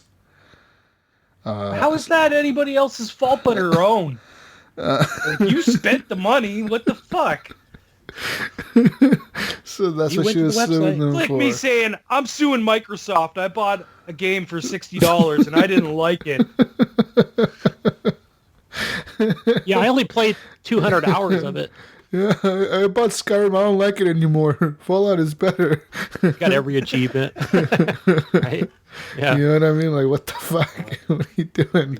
But yeah, she was suing them because she says the chips had no real value, even though she was buying them. She says they had no real value, but I mean, they didn't have any value. Well, they had value when you were spending fucking money on them, didn't they? Yeah. So there's that, guys. We'll see what happens with that. That could change the landscape for online casinos and gambling on your apps. Because I know there's a lot of apps that do that now. Like, even like the sports things, like, what's that shit called? That sports gambling website where you bet on games. Kings? Yeah, Kings or whatever the fuck. Yeah, that shit, oh, fuck, what is it called? We just talked about it. I know, and I can't remember the name of it now. Something Kings, yeah. It's yeah, something Kings, whatever the fuck that company's called. You know what it is. You know what we're talking about. So that's like online gambling, but they got recently ruled that they weren't gambling. Like, that recently got a ruling that it wasn't gambling, even though it right. is. Yeah, So I don't know what's going on here. Maybe casinos in Vegas don't want people making apps that copy their casinos. I don't know what's going on, guys. In other news, Sea of Thieves has reversed its course on a penalty for death. Originally, the game was going to feature a penalty for players dying. And the more you died, the more gold you lost, because that's what it was going to be affecting. That would have been bad. After a lot of feedback to not do it, more like, they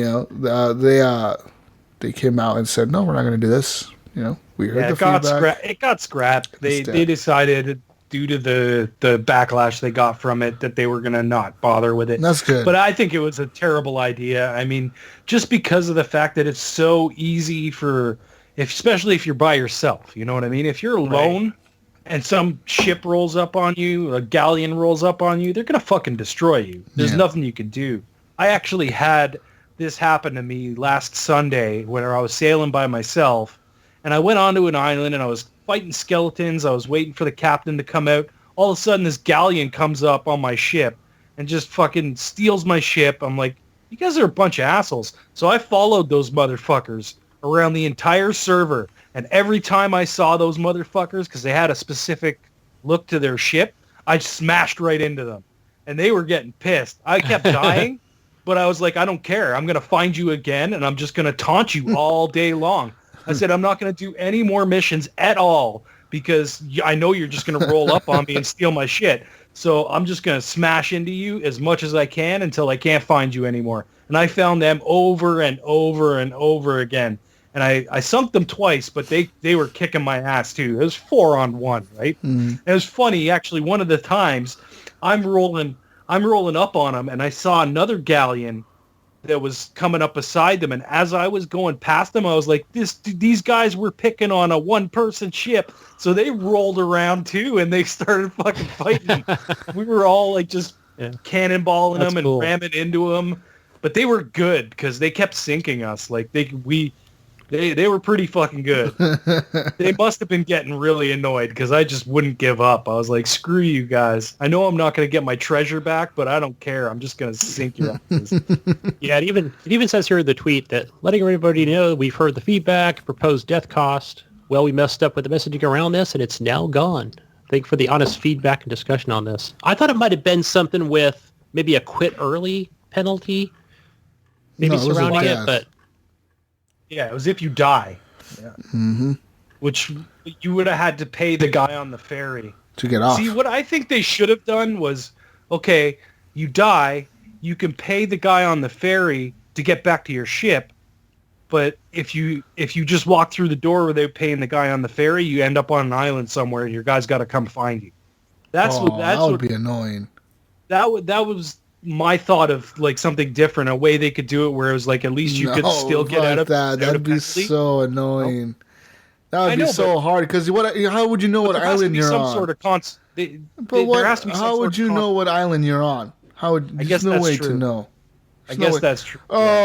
Southeast. Like, okay, which island? I don't know.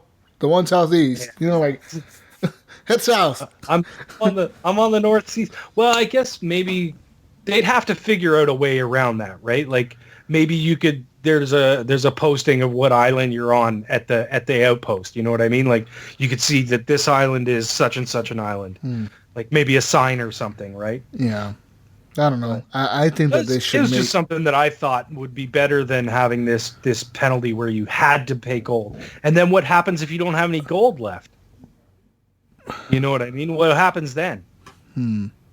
So. Yeah, right. I'm glad they're not doing it. I'm glad they took it out, and they're not going to try doing it. But so they're saying that a new one person suggested that the way they should do it is every time you kill somebody, you add an extra second to that person's respawn time.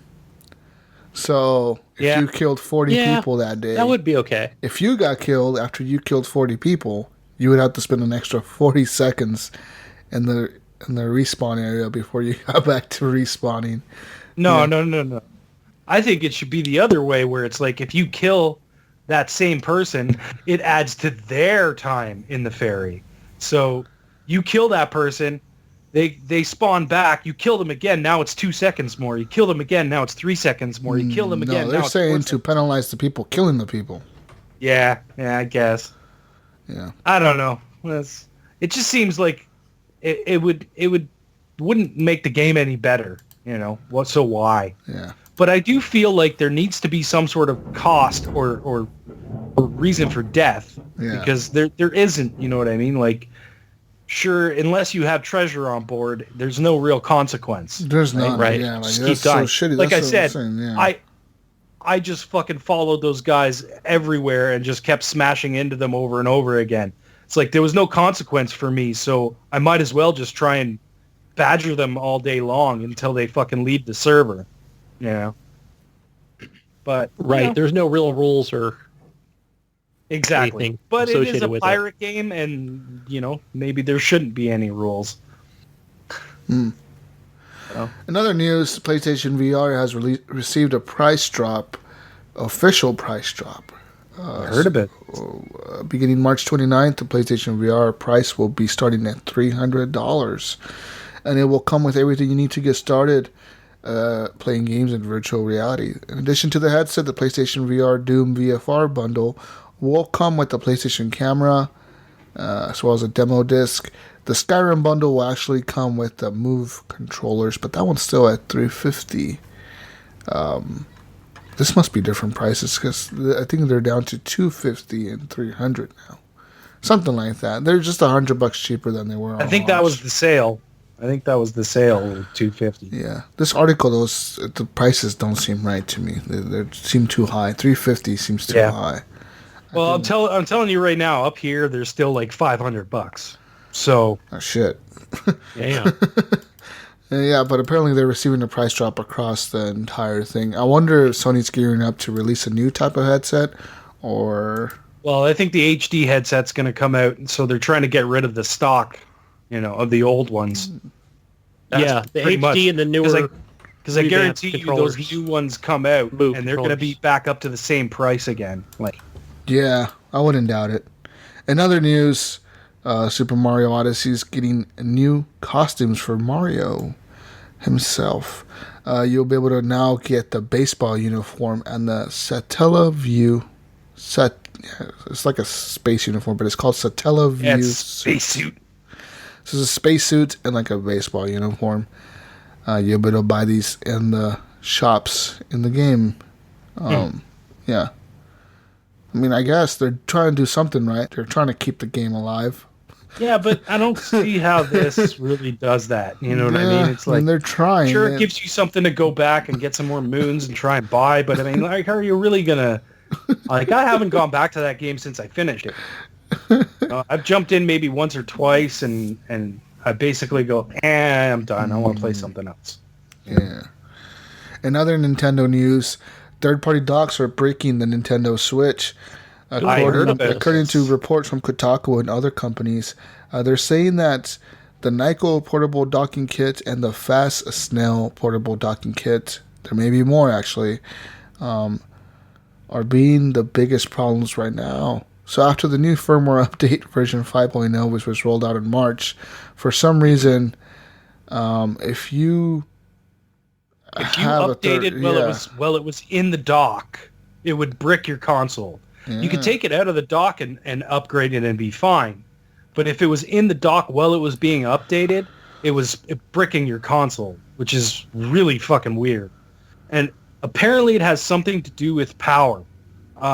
Because USB-C is a pretty powerful, like it can pull a lot of power.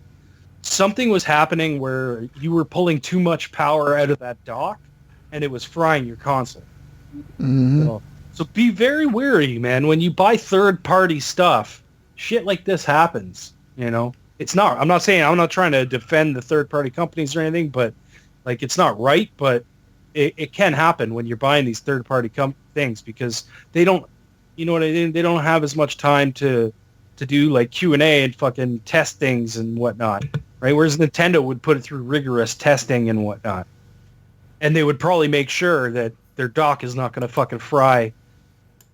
Your console with an update. Nintendo has confirmed that it is getting multiple calls about the Switch being bricked and is also agreeing to repair the affected units under the warranty. However, it is likely that any brick Switch will lose their save games stored on the Nintendo consoles themselves, and Nintendo will not be able to recover that data as part of the repair. Nintendo, of course, is also recommending you stick using officially licensed Switch products, including the Nintendo Switch dock set, which sells for $99.99. Which is part of the problem. Like, these third-party docks are like $25, $30.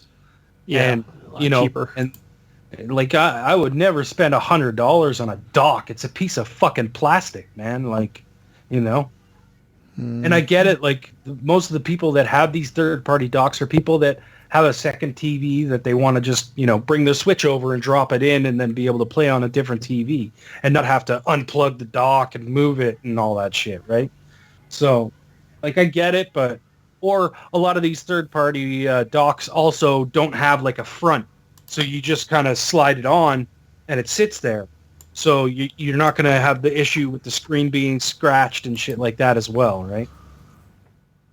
Huh. I don't know. It's weird. It's a weird situation. Another news. But I mean, it's good that they're honoring the warranty with. Well, they have to, Yeah, kind of. yeah. They have Yeah. so No, many they problems. don't. No, they don't. They probably don't because they say you use the Yes, they third do. party. Yeah. Yes, they do. They have so no, many no. people that have used this, and if so many people have the problem, it's better for them to honor it than to look bad and piss off Of course. But hey, thousands listen, of people.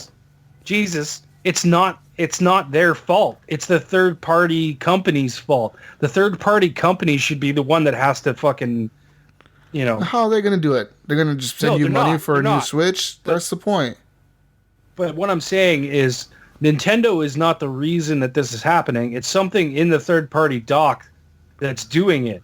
But it's the Switch is the thing that's getting I broken. feel like it's Nintendo's Nintendo fucking has to update. Nintendo's update fucking was like, fuck you guys for not using our shit. We're breaking everything. Motherfuckers. I don't think that's the case. I think it was an that's the case. accidental Nintendo, thing they're that assholes. just happened to happen. They're real assholes over there. Fuck you guys. Break your shit. Buy Nintendo shit, not this cheap shit. And they break your shit. It's what they do. It's what Nintendo does. In other news, PubG Mobile is now filling up with keyboard and mouse users. So apparently, PubG began to roll out to Android and iOS users last week. And while the mobile version is intended to be played using the on-screen touch controls, there are ways around that. There are plenty of PubG Mobile players currently using various devices to run the game on larger displays and also to use mouse and keyboard inputs, giving them a pretty big advantage over the touch control players. So pretty much that recently it had gotten a lot more difficult. So pretty much players are either installing an app on a Chromebook, they're pairing it up to a Bluetooth device, running an Android emulator on their PC. There's a lot of ways you can do this. It's a lot of ways you can do this, but apparently they're doing this to just have to be I'm the best player on PUBG Mobile. That's what they want pretty much. Yeah. I can see running an emulator until they come up with something official as far as good for controller. you. I cheated to be the best. Yay! Yeah, so that's the Fuck thing. you. I don't know what PUBG's stance is on this. They haven't released any statement about it. I don't think they'll do anything about it. I don't think they can. This is being like emulated on a PC. How could you fix that? Like, remove it off of the Android store? How do you do that? You know, like You don't. Yeah, you just leave it there. And I know that I could play with Android users because I have you as a friend on there, Ryan. So we could. So it's like, you know, it affects all the platforms. It's just like it's not like the iOS people are not being affected by it. They're being affected by it too. It's just differently, you know. Like, I don't know. Yeah. I don't know. Yeah, and I see they're still using bots too. And, you know, of course, the reasoning was, you know, instead of just throwing people in with 99 other real players, to just kind of get them used to the controls. But I'm looking at a comment here from a guy saying he's level 38 and he still feels there's 75% bots in the game. I don't know. So they're about just that. filling lobbies, you think? No, I don't know about that. I don't think that I believe this guy's comment. I barely ever ran into like a red shirt ever. So it's like, I don't know, maybe my games aren't full of bots. That's Maybe it's a 3/4. random Some say thing. I don't- 60 on here. Some are saying 70. Like, I mean, how the fuck do you know the percentage? But Right. it's not like you're seeing all 99 players. But In other news, guys, the World Video Game Hall of Fame has announced its 2018 finalist. You can vote for these finalists yourself if you head over to the website and vote on the online ballot, which will end on April the 4th. The winners will be inducted on May the 3rd. So let me tell you about the last finalist of this Hall of Fame inductees. So we have Asteroids. There's the Atari game released in 1979 by Atari. They sold more than 78,000 arcade units. Millions more have played it at home on the Atari 2600. Call of Duty. It's on the list. Call of Duty's Do on we the really list. need to explain You Call don't of Duty? need to explain Call of Duty. Also, Dance Dance Revolution, Konami's 1998 game, is on the list as well. That's that crazy dance game that you see people like go all nuts. Final Fantasy VII is on the list as well. So there's that. Half-Life is on this as well. Half-Life made the list, guys. John Madden's football. That's right, John Madden football. So Madden games are on here. King's Quest is on here as well. Metroid is on there.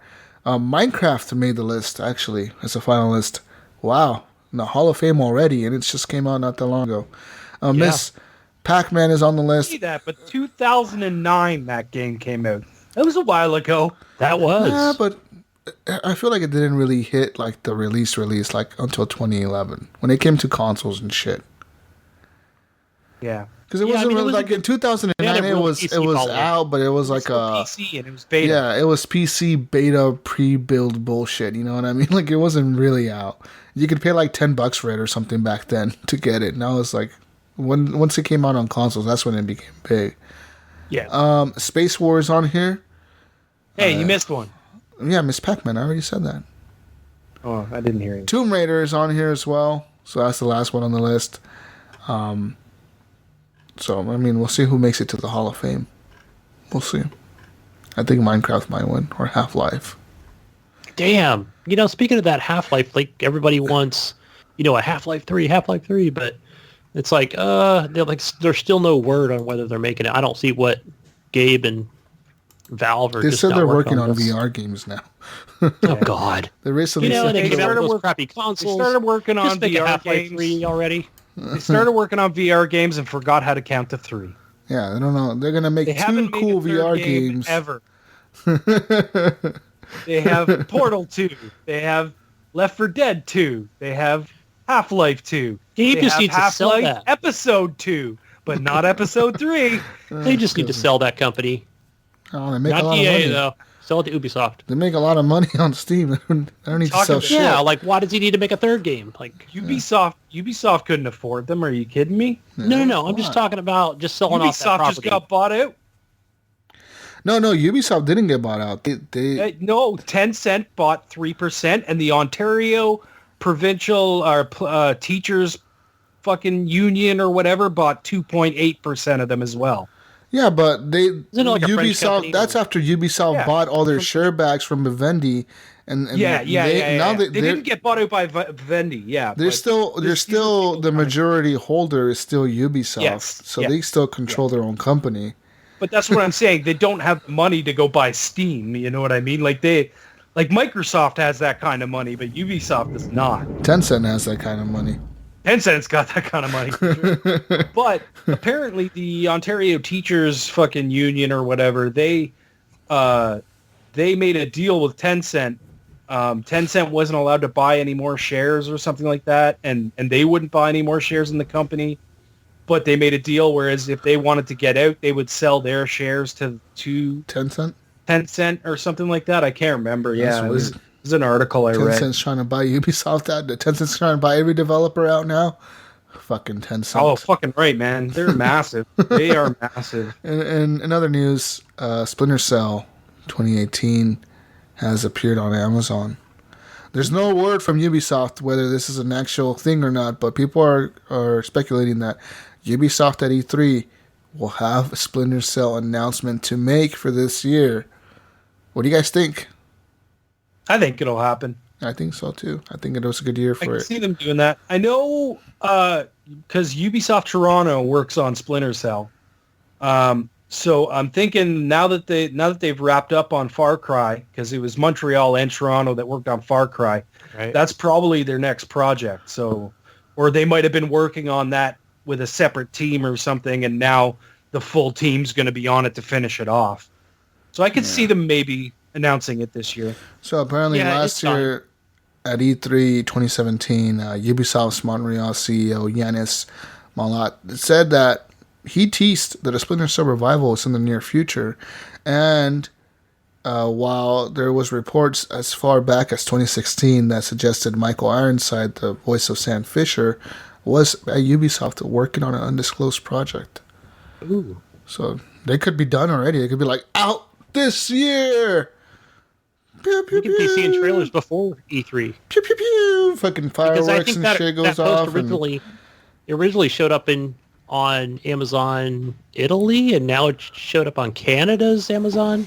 Huh. We're definitely going to see something before E3. yeah. Anyways, that version on the Amazon was a PC version of the game that was listed on there. Other news: The Division will receive a 4K patch in April of this year, next month, on April 12th. The Division will receive a 4K patch for the Xbox One X. This will add 4K rendering, better anisotropic filtering, improved reflections, screen space shadows, and object details. Damn, objects already look good. Detail was already good. I can only imagine what it's like in 4K. Yeah, so apparently on the PS4 Pro, it does already have an enhancement for it, but it's only running at 1660p on the PS4 Pro. So. You mean they don't have all the P's? They don't. Nope. They don't have the K's. They don't have enough. They don't have enough P's to make it a K. They only have the P's. They don't have the K. It says here they're taking that advantage over the 1.8 teraflops advantage on the Xbox One X over the PS4. Of course. Better visuals, folks. And speaking of Xbox One X, the Xbox One X is receiving petitions from fans saying that people want them to add Dolby Vision support and HDR10 Plus. So the Xbox One X currently supports HDR10, but people wanted to add Dolby Vision to the list and HDR10 Plus, which is a new type of HDR. It's HDR10, but better. It's not necessarily better. It's just something that's used by the movie industry more. Yeah. So I think they just want it. Like, it's like, why isn't it there? Why can't we just, why can't we all just get along? Apparently they say all of us HDRs get along. Apparently people are saying that HDR10 Plus is so far only found on Amazon Prime HDR video streams. However, 20th Century Fox is set to start releasing 4K Blu-rays in that format later this year. But my TV supports Dolby Vision and HDR10, and I've watched like Netflix shows on my TV's app itself, and that supports, because since it's coming from the TV itself, it supports both of the HDRs. So like if a show is filmed in Dolby Vision, it switches to that. If it's filmed in HDR10, it switches to that. So watching shows on the Dolby Vision and HDR10, I gotta say the Dolby Vision actually looks better for movies. The lighting it does seems a little bit better to me. It does something with colors differently, I think. I can't remember. It just looks, I don't know, it just looks nicer, I think, in my opinion. But I haven't seen it in video games. I don't think I really care, because my video games look fucking incredible right now with the HDR10. So, I don't know. I guess people want it, so they don't want to be like me where I have to turn off my Xbox and turn on the Netflix on my TV to watch shows. I guess you could just turn it on from your Xbox. I don't know, people. I don't know. Whatever.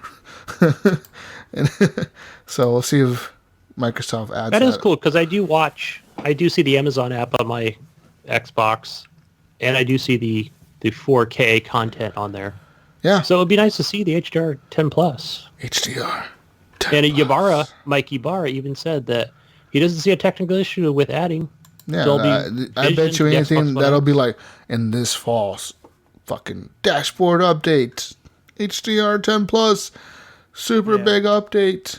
And other news, Xbox backwards compatibility has now added their biggest release yet to the games list. As of this week, Call of Duty 4 Modern Warfare has finally joined the Xbox One backwards compatibility games list. That's right, people.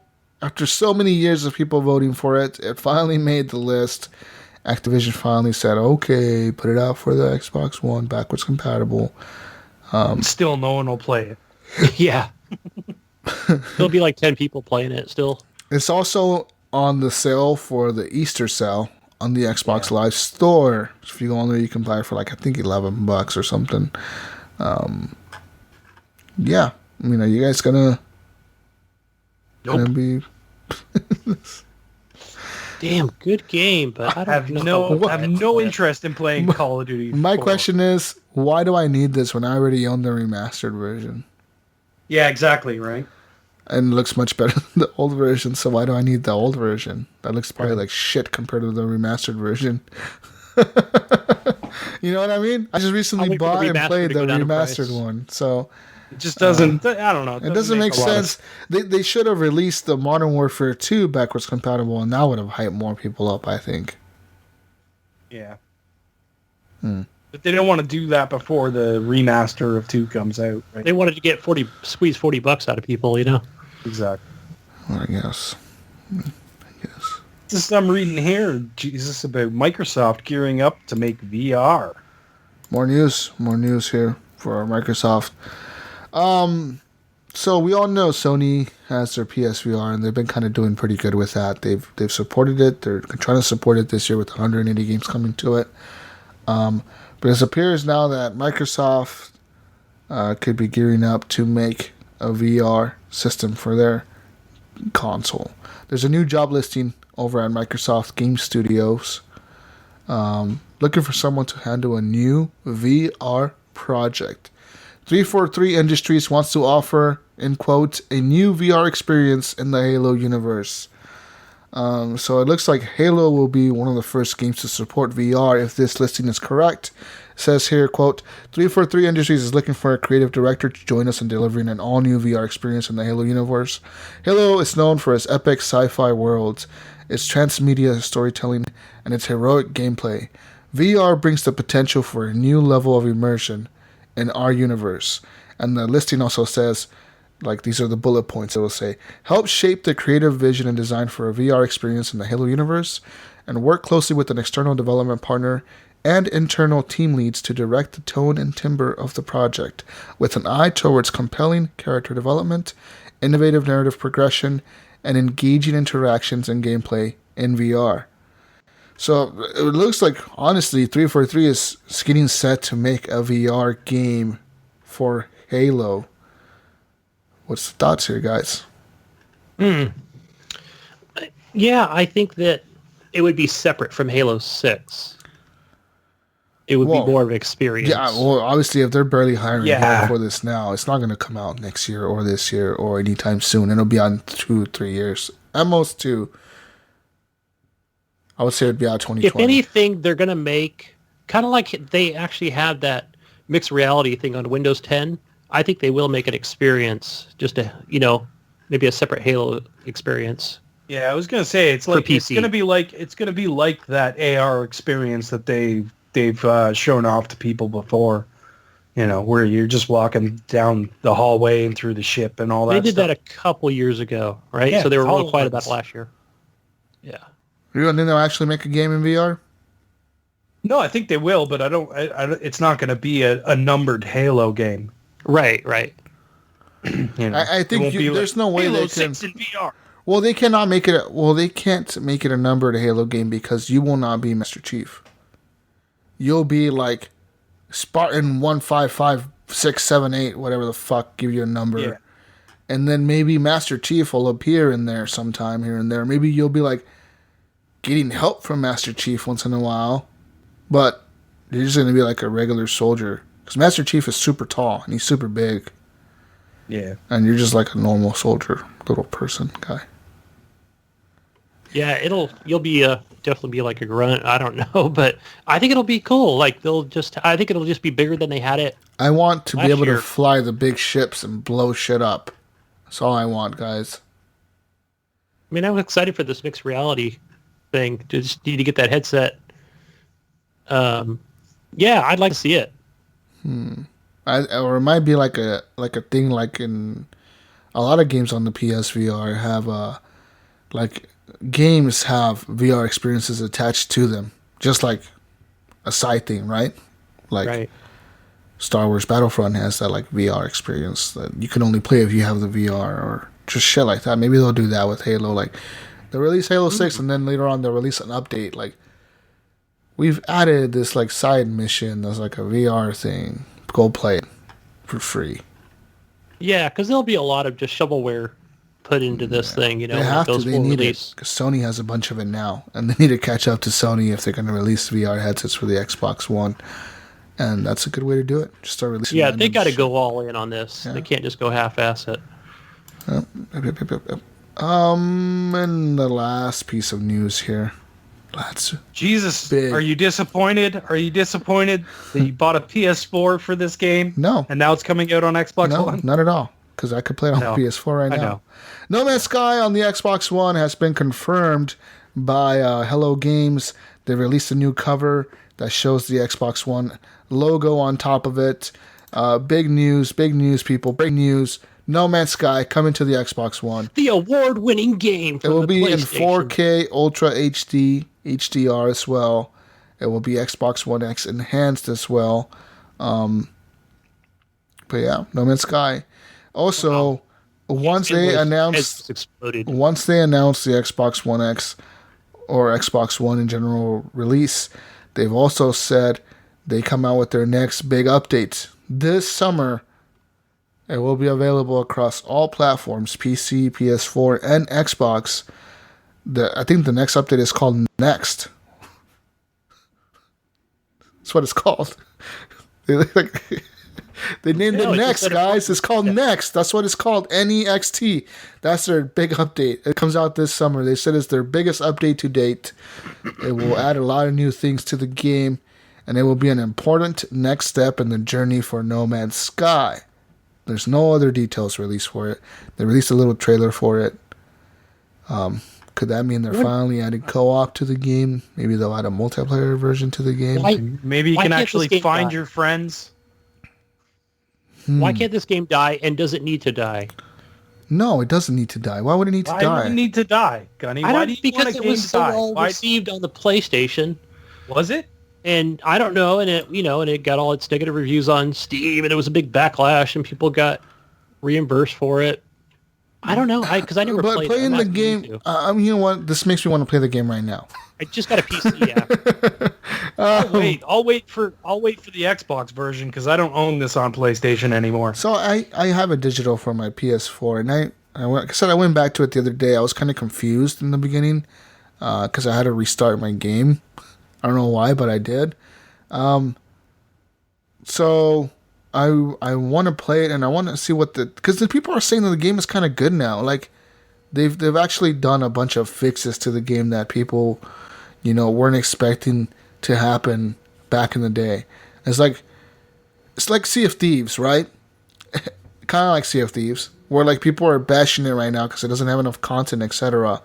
And we know Rare's going to come in and patch it and do stuff for it. The difference between Sea of Thieves and No Man's Sky is No Man's Sky is not on a Game Pass type thing. You have to pay full price for it. And Sea of Thieves, you don't. It's just kind of there, part of the subscription, so you can go back to it whenever. So that's that. And it's like Destiny. Yeah, like Destiny at first kind of dies off, and then it brings players back with the updates. That's what Hello Games is trying to do with No Man's Sky. The problem is Hello Games is not a big studio at all. It's like 20 people or some shit, isn't it? Right. 25 people or something. It's a pretty small studio, so they're probably working as hard as they can to keep the game updated and fixed. People are even saying that rumors say that the next update will actually bring VR support to the game for PC and PS4 players. So maybe PC is keeping this alive. Maybe Steam users are keeping this game alive. And there's a lot of PS4 players, man. Yeah. There's people playing. I don't think anyone's playing this on Steam. There's people playing this game everywhere. Like, there's communities that are behind this game that you just don't hear about because they're just, like, not that huge, I guess. I don't know. But there's people playing it. It's going to be interesting to see what they do with the Xbox One version, if it even sells well due to all the negativity of the game released back in the day. When they released back in the day. Do you think there'll be a price drop? You think it'll be $40? I think so. $30 or something? I think so. It won't be full price. I don't think. I say it'll be 40. 40 would be okay for it. I think 40 would be an alright price. I feel like that. I feel like $30-$40 would be the right place for it. And I bet you there's some people that probably wanted to try this game but never had a PS4, and now that they're getting it on Xbox, would probably buy it. So. Yeah. Yeah, I thought it looked fine. Watching you guys play it, watching other videos of it, it looked fine. But just oversold. I think the guy oversold it and was just, you can do this and you can do all these things, and you couldn't do any of them. right?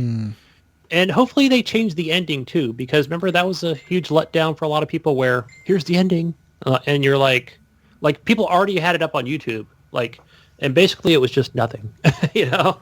Yeah. So in the center of hopefully the they earth, do it and you again. start the game over again. Yeah. Yeah. Yay! That's the way to do it. Or not the center of Earth, center of the universe. That's right. Yeah. I just didn't need to make it to the center of the universe. Or, give it that option that it has no end game. You can just keep going and building and yeah, now you could more. now you could build bases and shit on different planets. I think that's cool. And as long as it doesn't disappear, because remember that was the other thing where it was just a big dumpster fire, right?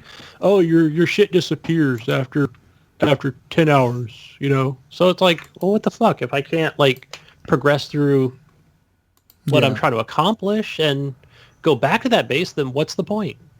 So Yeah. So we'll see what happens. I mean, I don't know. we'll have more news on it. Maybe I'll buy it again on the Xbox.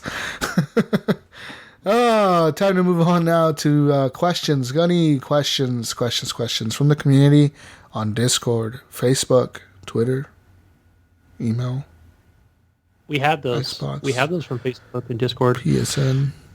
And our first one is from the great Alan Maybe. Excuse me, the what Alan Maybe? You mean the horrible Alan Maybe? He wants to know why do you think you're so awesome, Jesus? Why do I think I'm so? Because I am. Yeah. Who said I think? It's more You like just I know. know it for a It's more fact. like a fact type thing, like you just... Common sense, guys. Common sense. Let's be real here. Why do you think you're the best captain in Sea of Thieves? Because I fucking am. I give the best directions, the best advice to people. I always try to be helpful to people. I try to teach them how to play the fucking game right. Because a lot of people don't play the game right. They just stand there and look in front of the boat. It's like, don't just stand there. Do something with yourself. Okay. Yeah. All right. I'll take that. Good. You better take that. We love you, Alan.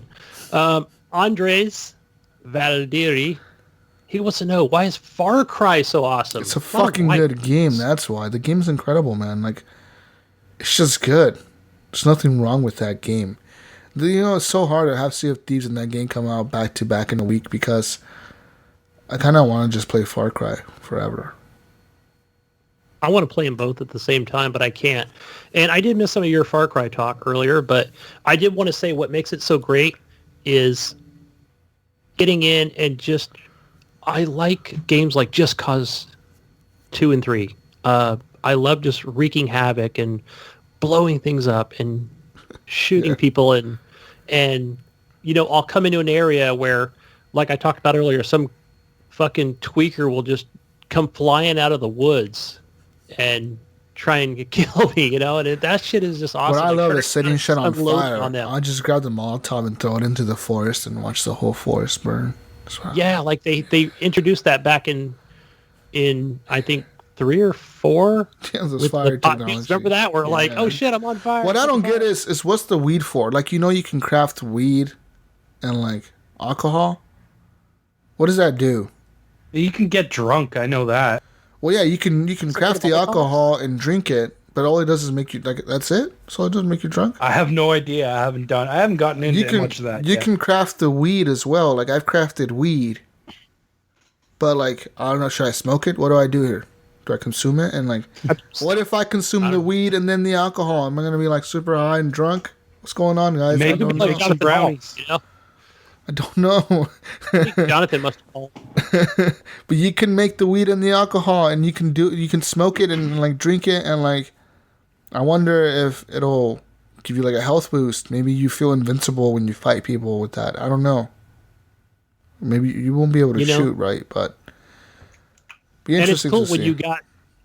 you've got one of your stupid AI companions with you, and all Can you you hear get is them high? Can you get high with them? Can you sit bear there in a chasing you. circle and pass the joint and smoke and tell stories about the bears in the woods? I want to know, guys. I want to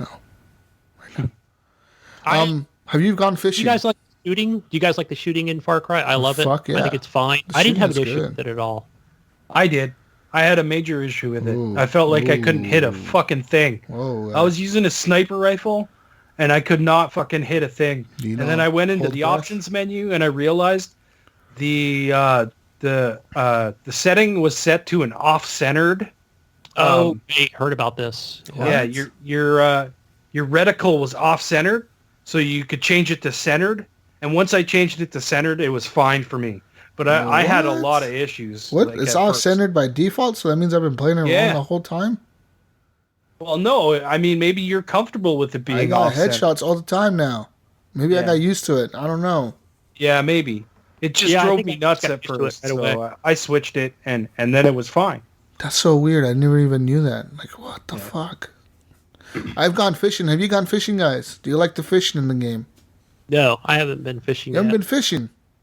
I got the fish pole, but I haven't been fishing. I can't be bothered. What? Yeah. Fishing is calming, I saw man. the fishing rod. I picked it up. I casted it once. I lost the it fish gives because I you- wasn't really sure exactly what was going on. What do and you then mean? and then I was like, fuck. Do it. you not read the Gives you a little tutorials? The tutorial tells you exactly. It tells you. No, man. I skip right past that You shit. I don't hold care. LT, you cast the thing, you hold it there, you kind of lure the fish into the thing. You press right trigger really fast, then you got to fight the fish as you're reeling it in with LT. You got to like pull against it. Like if it's swimming to the left, you pull to the right. If it's swimming to the right, you pull to the left. And then you pull it, and then you're like, boom, you caught this trout, 15 pounds or 12 pounds or 11 pounds or 10 pounds, and then you can sell it for a lot of money. The fish I got, Jesus, I was doing exactly what you just said to do, and I could not reel it in. It just would not. Every time it would snap my What? line. I'd get it so that it'd be jumping out of the water. It'd jump out of the water. it might Come on. be- When it jumps out of the water, I should be able to fucking pull that motherfucker in. It might be a big fish because I know like there's a perk you have to unlock, or like you got to buy a different Yeah. kind of line for like And it makes it stronger. easier. Yeah, to Yeah, like it make makes it it easier to fish. So it might be that, right? Could be. Yeah. You just had a. I just shitty don't line. care. I really You know what we're don't. gonna do? I won't waste. You got to points on experience. it, you know. You got to experience the full Far Cry experience, and that's fishing.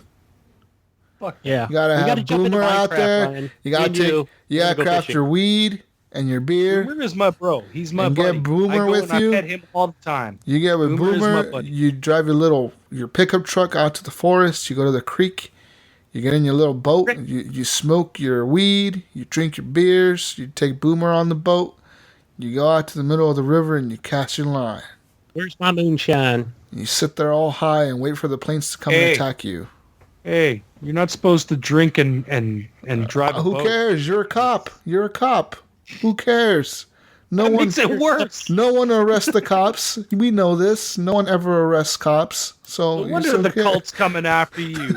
Drinking and boating. They're like, fuck this guy. He's breaking Yeah. the law. We're going to get him. I'm a cop, motherfucker. I'm a deputy. At first, I thought you were gonna be like a U.S. Marshal, but I was like, no, That's what I thought. that's way too much of a badass to be a rookie. Like trying to arrest a cult leader. No way. That's what I thought at first, though. You were like a U.S. Marshal. I was like, this guy's a U.S. Marshal, and then like Rook. I was like, oh fuck, he's a fucking rookie. Oh god. Rook, deputy, Rook. That's all they call you, Deputy Rook. What's our next question, Gunny? All right. Next one is from Ricky Alfares. He says, hello, HGP. Happy Easter. Here's my question. Happy I don't know Easter. if it's because I'm busy as hell now that I'm a responsible adult most of the time and have so much on my plate, but it seems like there's more games releasing now than ever. And the games now are so big. They're not 5 to 10 hour games anymore. Now it's 20 to 30 open world grinds. Do you think they should spread the release out more and give the devs more time to work on these awesome games coming out so more people can find time to finish these games? It's so hard to keep up on the game since we always want the new ones. It says, my backlog's getting way too big. Thanks, guys. Have a great weekend. Gamertag, Riker Jones. Space between Riker and Jones. So, I mean, there is still those 5 to 10 hour experiences. You just more Yeah, looking at like indie games and stuff like that are going to be much shorter than these AAA games. A AAA game selling for $60. So they're going to, Yeah. the more time you can put into it, the better you feel about your money spent, right? Now, if you're looking for these smaller games, you can look at games like, like that Faye game that we talked about. I mean, that's 8 hours long. So it's in between your 5 to 10 hour mark. I mean, there's lots of little indie games out there. I just picked up a game called Ruiner. I haven't played it yet, but I've heard really good things about it. It's probably a good, 5 to 10 hour experience. So I mean, those games are still out there, but you're more looking at these AAA games, and like I said, if they're putting them out for that amount of money, or even A Way Out, that was like a 6 to 8 hour game, right? That's $30. So I mean, there's games out there. You just got to look for them, man. Yeah, and I added you on, Ricky. How did you not have him as a friend? How dare you? I know. I'm like, What kind of okay, fucking I've seen host him in are the you? Facebook group, but I don't remember adding him on. I wonder if I do. I don't know. Oh, if I do. you guys are the worst. And you guys say you're the ones that play with the gamers? Come on. I think he might have added me a while ago, actually. Maybe I think he's referring a lot to story games with a narrative to it. If you want those types of games, head over to PlayStation. They got them there. And also on Steam. They have quite a few on Steam. PlayStation. But I wouldn't say they're like AAA title type. God of War, because those are going to be your 25 hours. Yeah, at least. Yeah. Well, whatever. At least I know how it's. Think about if fucking Far Cry 5 released and it was a 5-hour game. People would be fucking pissed. Like, what the fuck is this garbage? I would be too if I paid $60. 1 out of 10 IGN. 1 out of 10 every fucking site. It's not political enough, and it's only 5 hours long. 1 out of 10. You ever see those on like whatever large, gaming outlets like IGN and that? Well, if you paid $60 and the game is only 5.5 hours long, but it's a great story. That's why we scored it so high. But I do think that should be factored in. I've always agreed that the score needs to be factored in for a review. Like, yeah, it's only 5.5 hours. Like, and if I'm being charged a full price for a AAA title, well, yeah, but the score should be based on your experience. If it's a 5-hour game and you had a fucking amazing experience for that full 5 hours, then sure, it's a high score. If that gaming experience was only 5 hours and you had a shit time playing it for like 2 of them, then you're gonna fucking drop the score, right? Like, I don't know. Different games are, some games you want to spend fucking 20 to 30 hours playing, and some games you don't. You know what I mean? Some games you get bored halfway through, and you don't. Yeah. And that 20, you're not willing to put in the extra 15 hours to actually finish the game. So, but I get it.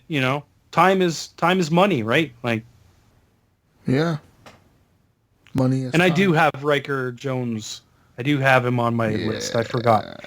He's our listener that has a monkey as a pet. He has a monkey pet. Yeah, dude. Fucking right. Real monkey? He tells me that it's like no big deal. He was talking to me one day in a party. He was like, dude, and I was like, dude, are you the guy with the monkey? He's like, yeah. I was like, that's fucking awesome. He's like, yeah, it's no big deal. It's like a dog. That would be cool. It's like a fucking dog. There's no way it's like a dog. He's like, well, no, the monkey will rip your face off if he's mad. But, like, does his monkey smoke cigarettes? To him, it's like a dog. He says because he's owned it since it was a baby, so it's like a dog to him. Like he just has it. It's loyal. Yeah. Yeah. So but he said like when visitors go over to his house, he can't have him out, like because that fucker will attack people. He says like they're very protective creatures. They're very protective. Yes. So they'll fucking attack people and shit. Because people want to. I wouldn't want to walk into his house and have his monkey just flinging feces in my face. No, if you went over there and like just jokingly threatened him, that monkey would freak the fuck out. You know what I mean? Like just freak the fuck out. I want to meet Ricky's monkey. That sounded kind of weird. I do too, man. Sounded kind of weird, but okay. You know what I meant, people. Hey, Ricky, you know what? Post some video of your monkey. I want to see it. We need to make a shirt for that monkey. So you wear like an HGP shirt. An HGP monkey shirt? Fucking right. We need to make him a shirt and send it to him. That'd be awesome. You the monkey, Ricky, drinking shots of whiskey. Send that video. We need to make an HGP onesie. If you know what I'm saying. Send it to the monkey. For the monkey, yeah. Yeah. Yeah, for the monkey. I like it. For the monkey. All right. What's the monkey's name, you guys think? I don't know. I think he told me his name was like a person name, like Herbert, Bob. Like George. Albert, maybe George. I don't know. What the fuck did he name his monkey? Let's guess. George. I'm gonna say he named him Herbert. Herbert. I'm going with Frank. Frank. I'm going to stick with George. Okay, we'll see who's closest. Riker, you I tell don't think us. any of us are right. But None of us are right, probably. Or Albert. Was it Albert? I know he said his name. I just forgot what he named him. Anyways, next question, Gunny. Happy Easter, Rick. Stephen O'Connor said he having a drink while gaming. What's your go-to? Mine is Jack. Is it Jack and Coke, Stephen, or just straight up Jack? Is it on the rock? Jack out of the bottle. Just drinking it out of the bottle, just sitting there drunk out of his mind. I think you guys know what my go-to drink is. It's a good old bottle of whiskey, Gibson's Finest. Yeah. Mostly a 12-year. I usually go with the 12-year. 12-year. I have bought the tradition, 15-year family before, made. and it's nice, but Family made. always the Gibson's Finest for me. But my second go-to for a nice whiskey is another Canadian whiskey, Crown Royal, baby. There you go. I deliver that. I deliver the Crown and the Windsor. I usually just drink cheap beer. Yeah, I'm not a beer guy. But you know what's drinking. funny is yesterday, it was yesterday, I came home and someone was like, I want a beer. And I'm like, you know what? I fucking want a beer right now. And I almost bought a 6-pack one because they sell it at Walmart now up here. They have, this is new for us, Walmart selling. I walked in and I saw the section and I was like, I wonder if I can get a nice, because I like the only beer I really like is like a light, like a blonde or something, it's not super heavy. I can't stand thick beer. Oh no. I have these 2 cans of this cream ale and I can't fucking drink it. It just Gross. Yeah, not for me. Don't drink those fruit beers. That's just drink a good fucking Pilsner. What the fuck's a fruit beer? Oh man, some of those ale. fruit beers are good. I've had a watermelon beer and I was The like, ales? that's actually those really are good. all right. Like the pineapple ones and shit. They have different ones. Is that what you're talking It's about? for something different, you know what I mean? If you're drinking regular beer all the time, at least it's something, a little bit different. That's right. Okay, the good one is like a Blue Moon Belgian ale. That one's good. That one's fucking But bomb. for my go-to, it's a Sunny D. Comes in a little tiny bottle. It's Sunny D. It's Gunny's. How much alcohol Gunny's content? Mode Sunny D. How much alcohol content you have in there, Gunny? A little vodka in the OJ. It's not even real OJ, right? But you can still put vodka in it. It's not fucking OJ at all. That's just like fake everything in It's there. like powder and water. It's like Tang. You're drinking. Tang. But it is Tang. It's a little bit more expensive, right? But my go-to is fuck it. It's going to be Starbucks coffee. You're gonna get cancer. You know that? You know what? You put California. a little Kahlua in that coffee. Oh yeah, I like Kahlua. Oh yeah. You're gonna get, And I like things like, it's funny, I don't like creamy things like in my coffee, a lot of cream, but I like Baileys. Give me a Baileys on a rocks. Yes. It's good. Good. Anyway, next one is from John Jerome. He says, talked about price of the Oculus and the Vive have dropped. I heard that recently again. Yeah. That I guess maybe it's a new low price. Right, and those can those can vary from apparently $200 to $1,000, right? Depending on all the peripherals and whatever crap that it comes with. How low would it have to be before you consider getting one, or not interested at all at any price?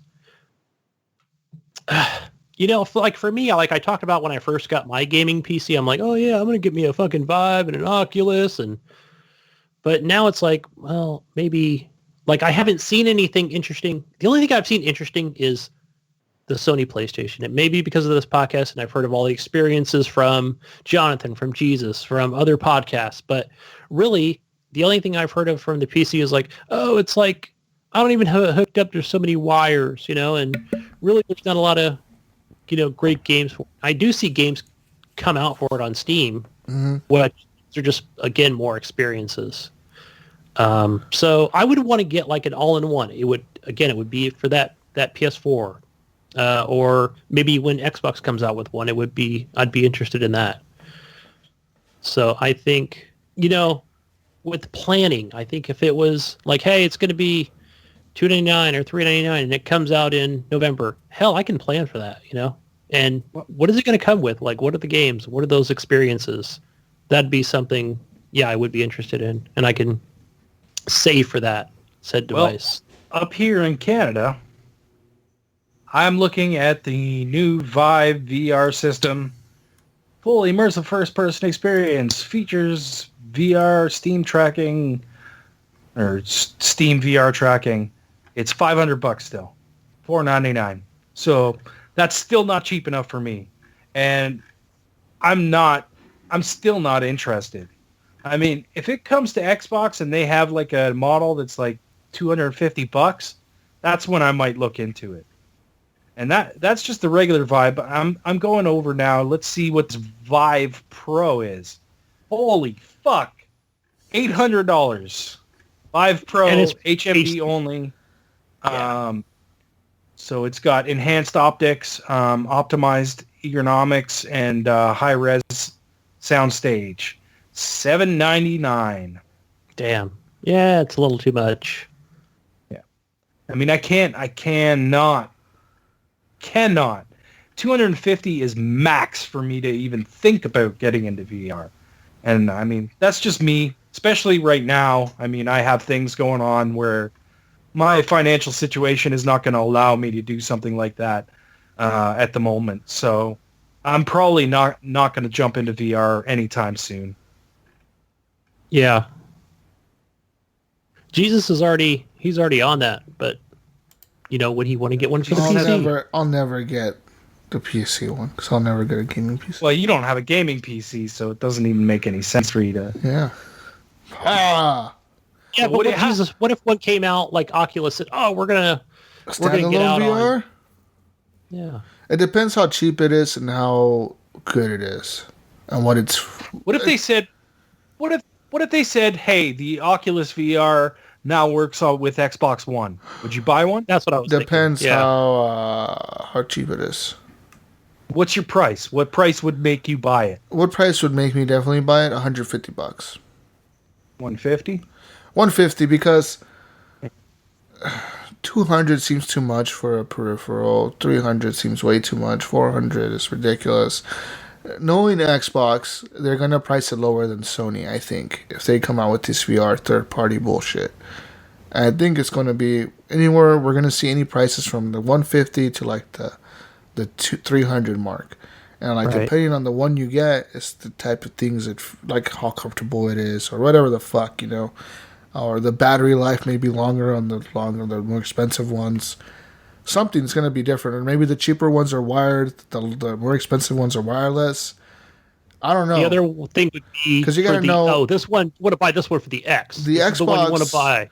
Yeah, the Xbox is going to have, I think, different types of VR. Like they're going to have cheaper ones and more expensive ones. I think. I don't think they'll just come out with one. And I think, like I said, the cheaper ones will be wired, and maybe the more expensive ones will be wireless. And I don't think it's going to support the Xbox One S or the Xbox One original. I think it's only going to be for the Xbox One X. Yeah, I could see that. Yeah. So I'm now looking at Rift prices in Canada. And to the starter pack in Canadian dollars, $529. Fuck. So I don't know what you guys like. And that was directly from Oculus and directly from Vive. So those were their stores. So Amazon might have a deal where it's a little bit cheaper or something, but this is way too high for me to even think about getting into. Yeah, I think we'd have to see like something like an E3 where Mikey Barra or some friggin' technical person's on stage going, "This is why you want to buy the Xbox One version of it," or whatever.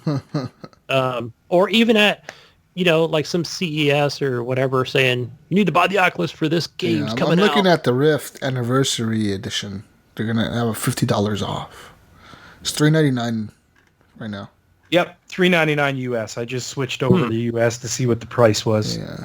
Step into the $399, and it comes with the Oculus Rift headset, 2 Oculus sensors, 2 touch controllers, all required cables, and 7 free VR apps Available Damn. after you set up your Oculus There you go, Rift, Gunny. Get it, Gunny. Get it. including I know, Lucky's it sounds Tale, interesting. I want it. Medium, Toy Box, Quill, Dead and Buried, Dragon Front, and Robo Recall. You know, because, John, I look at these things and I'm like, okay, I've got my 1060. It's fine for the PC, but yeah, I'd like a 1080, but with the Bitcoin thing going, it's probably out of reach. Oh, wait, no, I want a new monitor. I want to get the 1440p monitor. I want to get the fucking Asus whatever good monitor. You know, like I always want to upgrade, but, you know, I think I'd rather upgrade either a monitor or my graphics card. You know, I got the best TV, right, for the Xbox One X, but it's like, where do I go from here, you know? I want that VR experience, but what am I willing to pay for it? That's the question. $1,000. Yeah. I mean, Yeah. I'm in the same situation, Gunny, where it's like I have my ultra-wide monitor, which I fucking love to death, but it's only 1080p. And I would love to have a 1440p 21:9 monitor, but the prices are just fucking ridiculous. They are. It's like, and you saw the for a 4K ones? 1440p one, I'm looking at least $1,000. At least $1,000. Yeah. You know, up here. So That's how much they were. They were over that, especially for like the 4K monitors. I was like, ouch. Yeah. Like, okay, I'd have the monitor, but then like I'd constantly be, you know, when I want to add memory, always wanting to spend more money on the PC. Anyway, next question is from Brendan Robb. He said, if HGP was a sponsored podcast with a huge budget, what would you change or add? What's a huge budget? How much money are we talking how much here? are you talking? let's just say we were $1 million company. Okay. Let's just say we had money. We had money backing us. What would we I do? already know. I would add a studio. We'd all have to be, you know, I would honestly, yeah, I would have a compound. Fuck this. A compound.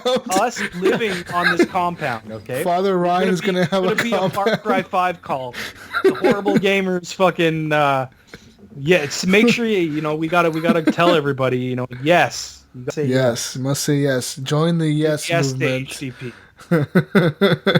we'd all have like GoPros that are going in real time video, audio. I think we would end up being something like Rooster Teeth, I think. Yeah, we'd end up fucking around way too much with the budget that big.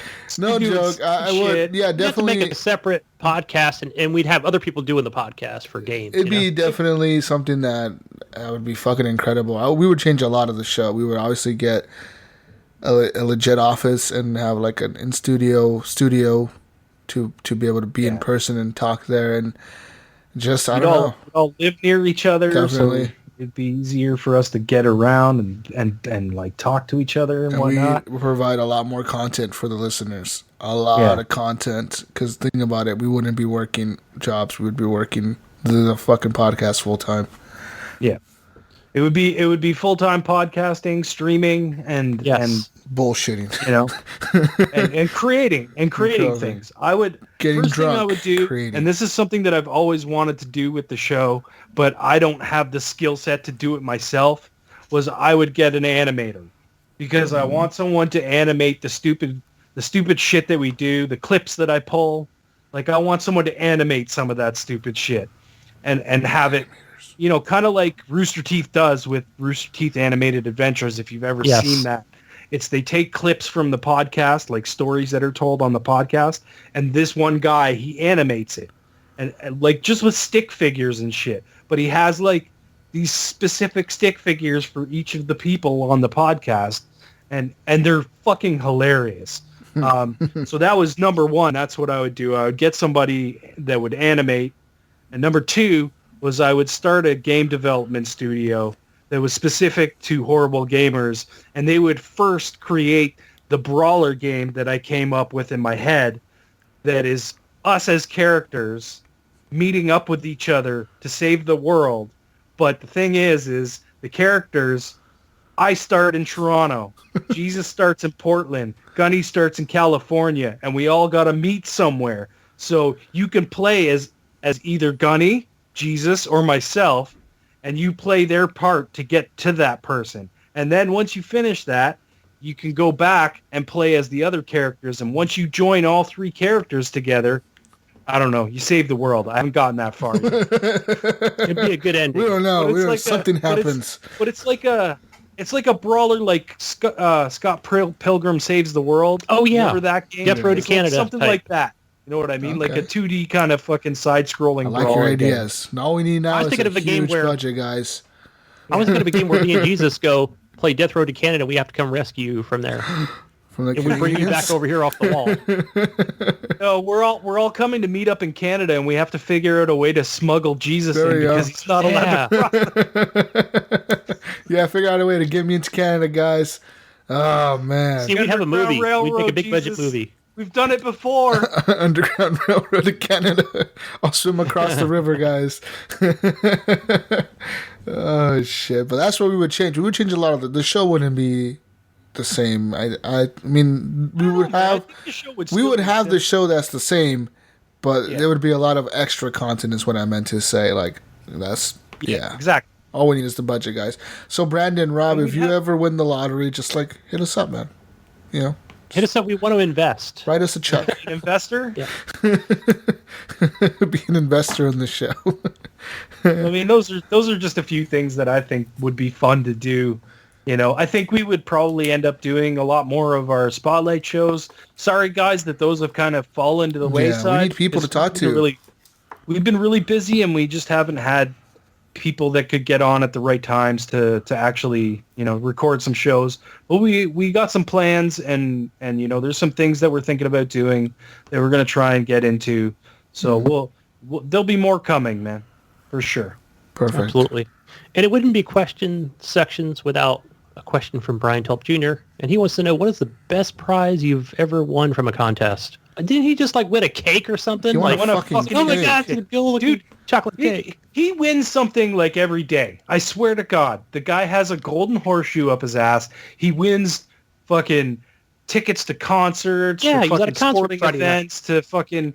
He just wins everything, and it's like I don't understand, Brian. I cannot answer this question for you because, well, here's my answer. When I was like 18 years old, I won $100 on fucking Nevada tickets, and that's about the only thing I've ever fucking won in my life, man. So there I you won. go. I won $100 off the lottery one time here in Oregon. I bought like because they have like these raffles that are like only in Oregon, but there's only so many tickets sold, right? Like they only sell like 200,000 tickets for the. Oh, yes. he does. And like one person wins $1 million, other people win like 1,000, and so many people win $100. And I was one of the people that won $100. Woo! Yay. Hey. I think the probably, I'm thinking, Just to even show how unlucky I am, this year, Tim Hortons does this roll up the rim to win thing. I Yeah. told you guys about this before. He did. I won one coffee and one donut the entire time. Every other cup is a loser for me. And I drink 2 extra large coffees a day. A day. Yeah. How much money do you spend on coffee? No, You just in a get regular month? coffee? Holy shit! Yes. $2 a coffee or what? Yeah. Okay, Three. okay. Like $2.20. You don't get like the $10 coffees twice a No, I don't day. either. Yeah, we're going to Ryan's coffee budget alone is the $1 million budget we're going to be using for He paid for it. Yeah, guys. I actually stopped drinking. Like I don't drink a lot on the weekend now. I have a coffee machine, so I just make coffee at home on the weekends now. When I'm working, I drink one in the morning and then I get one at lunch. So Yeah. I think the best one for me was, this was a long time ago when I started working at this warehouse, and somebody said, you want to get in on this, the football poll? And I followed football somewhat, but it's not like I followed every team and stats and all this other crap. I think because I was more into camping and mountain biking at the time and stuff. And I was like, oh, yeah, what's that? You know, they're like, yeah, you know, we all play. There's like 70 of us, you know. Everybody puts in, I think, whatever it was, $5, and like you just choose the team, and then I think it was Monday's game, and you know you picked a, you know, whatever the, you know, the ending score was, right? So I was like, yeah, sure. So I just chose it like just random, just totally random, right? And I think at the time I was like, yeah, I'm a Niners fan. Fuck yeah, I'm gonna pick that. And then everything else was random. And then sure enough, I won. It was like $200. Damn. I was like, what the hell? I just chose random, So that was like the best thing ever. And they were like, oh man, you're like the football expert or something. I'm like, yeah, sure. Yeah. You just go with my numbers now, So never won again, but that was fun. Okay. Next question. Next one's from Steve Borleon. He says, so rumor has it you guys consider yourselves real gamers. Oh, fuck. But do you guys play board games and even better tabletop games? What are No, those? because we're real gamers. Exactly. Yeah, real What the fuck is this board game tabletop game crap? Board, B-O-R-E-D. But he put B-O-A-R-D. Okay. No, I guess maybe he's spelling that correctly. What is this no, he board spelled game? that right. What is this board game you speak of? Tabletop game. What the I like fuck? I don't never played tabletop games, but I've seen them. I've seen the little shops where people play them. I've seen them play in the mall. And I know a lot of people that play them. I think, like I did like some hero clicker game with like Star Wars characters, and you buy the characters and they have these little clicky things on the bottom that tell you how many moves they can make and shit like that. And that was kind of fun, but I've never gotten into board games and stuff like that, really, other than Drop Mix. Drop Mix was probably the closest thing that I come to playing board games. But you, Jesus? No, I don't play that shit. No. Give me some PS4 games, some Xbox games, some Nintendo Switch games, and that's about it. Well, I mean, he almost played D&D. That's almost. Sort of it's just board game. you have to get me in the mood where I want to do it. If I'm not interested in it, I won't do it. Like, I just won't. I'll be like, no, thank you. I think the last time I played like an actual board game was 5 years ago, and that may have been like fucking Monopoly or something like that. Something dumb, something that board gamers don't play, like Monopoly. I guess if you consider Cards Against Humanity. But that's more of a card game, right? That's a card game. Right. Well, yeah. I play that sometimes. But that's like, hey, there's a bunch of people around. Let's do something stupid. Play Cards Against Humanity. You know what I mean? Like, you have a big group of people, and everyone's gonna make up stupid shit that's hilarious, and you're all gonna laugh and have a good time, right? Kind of the same with Drop Mix, right? Yeah. Anyway, our next one is from Airborne Junkie on Discord. He wants to know, why is Kerbal Space Program so damn addictive? I see him posting screenshots. I don't know why. Building because, rockets. It does too fucking hard. It's not addictive for me. You have like an engineer mind. I don't. Yeah. That shit's That's not easy. it. Like, guys, I'm not kidding. That game is not fucking easy. No, it's hard. I play that shit on Xbox, and I try to constantly play it, and I can't even build a good enough rocket to I can build a rocket that can take off into space, but then it crashes or whatever. Yeah, where does it go? He sent me a fucking clip, right? He messaged me on Xbox. He sent me a message on Xbox with like a clip, and it was a clip of his fucking SpaceX rocket. He built a rocket that went into space. The whole video, it shows the rocket go into space, like fucking 40,000 whatever fucking miles or whatever the fuck. It flies all the way into space, and then like the second part of the rocket, like the shit that when the fucking rocket split apart, the second stage, the shit booster blew apart, right, in the atmosphere. He landed that fucking part back on Earth. I was like, what the fuck? It was like a SpaceX rocket where like the fucking thing, he guided it and landed it on a platform on Earth. I was like, cool. I'll never ever achieve that in that game. Yeah, so I don't know. Like, I mean, I can see the appeal in that game for people because you can literally travel to any planet in the universe or the galaxy. Yeah, because they have they have their own galaxy, right? They don't call it like actual planet names. They call it like whatever the fuck they want to call it in their universe in the game. But you can travel to different planets. You can like put up satellites. So like, and you can even build a space station, like an actual like fucking space station up there to send astronauts to like study things and research things. And you have to pick them up every so often to bring them back to Earth so they don't die up there because they've been up there for too long. So like, there's a lot of things to that game. It's more than just like building rockets and blowing them up and flying them into space. There's a lot of things going. Yeah, it looks like there is. And he wants to know how the heck do you beat Game Dev Story and Game Dev Tycoon? So You're the expert on these pieces. I beat them both actually. I think most of the games don't necessarily have an ending, but the ending does. There's an ending to the game, but like the game lets you keep playing. Like it'll tell you like this is the end of the game, but you can keep playing the game for however long you want. Continue building your company, whatever. So the games usually have a time limit of like you can set it like the standard is 36 years. That's how long the game span goes for. Or you can set it like for longer, for like 42 years if you want to make it like a longer game, or a shorter game like 16 years. Depends what you want to do. I always set mine to 42, but once like I reach level 42, like year 42, I usually have a big enough company where I'm building my own consoles, and like it'll tell me like in this year at month 12 we're gonna hold the Hall of Fame awards for the gaming industry, and then like you get invited to it, and then like they'll tell you what rank you are in the Hall of Fame of games or whatever. They'll be like, you're number 1 because your company's fucking incredible, or you're number 10. But what I'm guessing is he's having trouble getting his company started, because if you fuck up in the beginning, you're gonna go bankrupt and the game is over and you have to restart it again.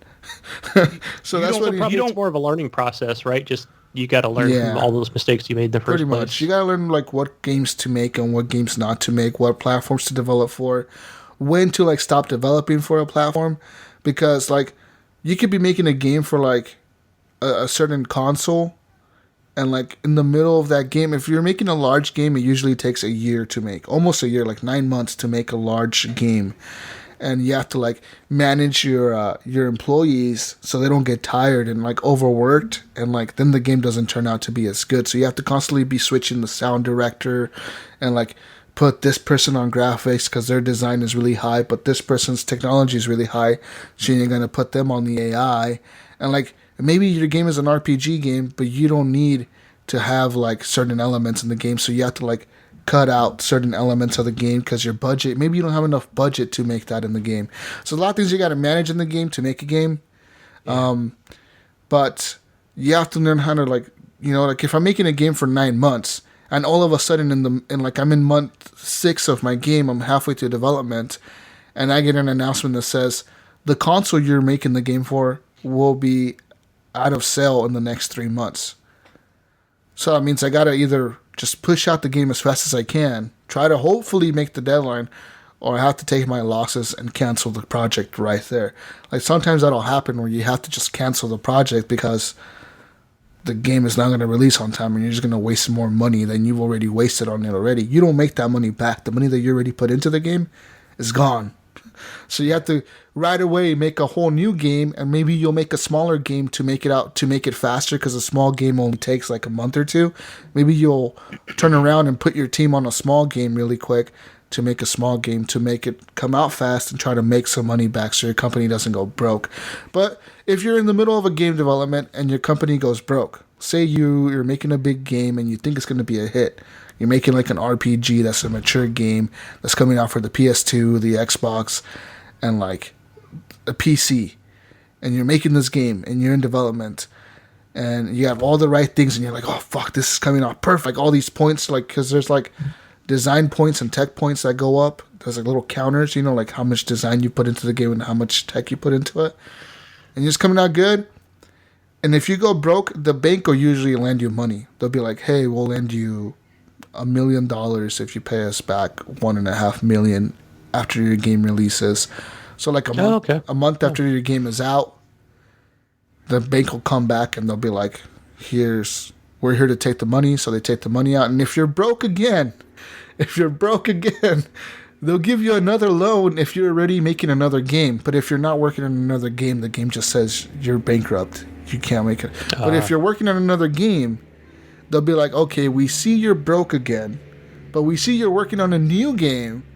We'll give you more money to develop this new game, but we're going to need you to pay back the money after this game releases. So, like, they always tell you that, you know what I mean? So, like, you got to constantly keep balancing that. But is there like an interest rate on that? Like, is it just yeah, it's always 7% interest. or something? There's sometimes a huge interest rate where like they'll loan you $1.5 million and they want to get paid back like $3 million or $4 million. So you got to make sure it's a fucking hit, or you're gonna go broke. So Jesus, would you say you don't beat Game Dev Story? Game Dev Story. You don't. You just you get to an end. Yeah, pretty much you get to an end. Like once you know, like once the Switch releases, like maybe a year or two after that, or a year after that, the game will be over. So you have to know that. So kind of like by the time like. If you're not making a console by the time the Xbox One releases, you're not gonna make a lot of money. You got to be releasing consoles like in between the PS2 era and the Xbox One era. Like in that era, you got to release a console to make enough money in the game. And you don't make a lot, dude. You lose so much money making a console because you gotta have a budget for like quality control, and you got to have a budget for what tech you're going to put in the console and all that shit. You got to have people working on it, and it'll make you go, I spent like $200 million on developing a console, and I barely was able to like get by. I had like $10 million. Break even. I had like $10 million in my bank account by the time I released that fucking thing. My company was going broke, dude. And like, you know, and you got to pay salary to the employees that are working for you. So if you're not making enough fucking money, you're going to go fucking broke. The game is hard. And then if you play it in pirate mode, it's super hard because everybody pirates your shit. Fuck, but I love that game. I want to play it right now. Damn, a lot of elements. What's the next question, Gunny? And some shirt pockets on Discord. That's E.T. Evan Tanaka. That's right. He just wants to know who saw and is going to see Ready Player One, the movie. It's out, guys. Go see it. I haven't seen it yet, but I'm planning on going to see it maybe tomorrow. Same here. Maybe tonight. I don't know. I want to see it this weekend though. I hear good things. Yep, I've heard good things too. Yeah, if I don't go tomorrow, I'll go Monday. So that's the plan. Sweet. The book is good. All right. Get us out of here, Jesus. We're done. Find me on Xbox Live, Gamertag, Jesus Walks a Lot. Find me on PlayStation Network, GSUS Walks a Lot. I finished Uncharted 4. That story is good. That epilogue was good. Did you see the epilogue, Ryan? I don't remember. With Nathan Drake's daughter?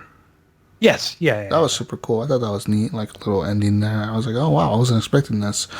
All that was super cool. What else? Find me on Switch. Send me a message if you want my code for the Switch. I don't fucking know the code. Yeah, that's it. Find me on the Facebook group, Horrible Gamers Podcast Community. Join it. Do all that. Give us a review on iTunes. Good stuff. Ryan, go. You can find me on Xbox Live, Steam, and PSN under Gib8777. 777. Find me on Xbox Live, Steam, and Twitter under Gunny Chief. Go play some of that Paper.io game. What was that? Snake, or was it? I forgot what it's called on the PC. I like it. I like playing that. What the fuck are you talking about? Mobile game. It's that one where you lead a trail and you got to like Snake. You know, yeah, it's like Snake, or on iOS. Eat the little pellets and you get longer. Right. Well, that's Snake, but I play Paper. I played on both PC and on you play Paper. iPad and phone. He's look better, at you, fancy boy. Better than you get pretty Snake. good at I that play game. Paper, motherfucker. You're playing against real people, as far as I know. No, I fuck you guys. And some Fuck all PubG you Mobile. guys. I'm fucking sick of you two. What? How fucking I'm dare you? fucking done. Fuck you guys. You know what? Fuck you, Ryan. I'm tired of your fuck shit. you guys.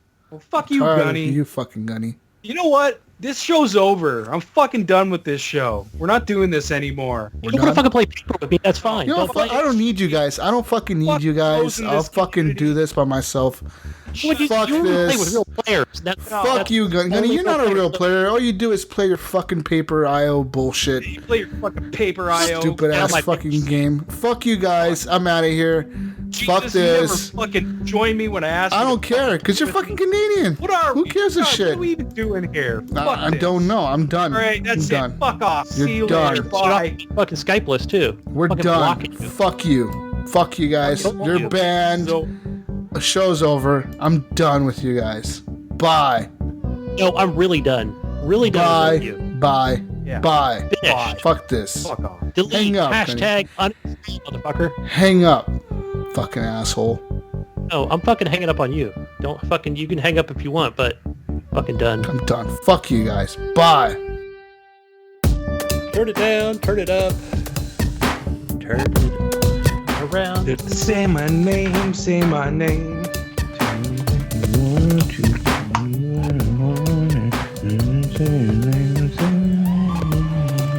What the hell is LARP? LARPing?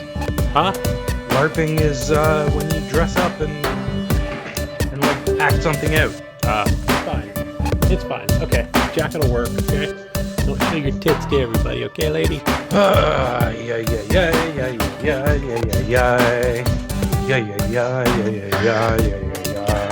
Yo, what's going on with this thing that Jonathan's trying to set up? I don't understand. Like, is it going to be just audio? No, we Agree to this. I think that I don't know. It just came out of nowhere. We finally got attacked by the Kraken. Jesus. Yeah. Me, MJ, fucking Penpoint, and somebody else. Might have been tagging. I don't remember. But yeah, fucking.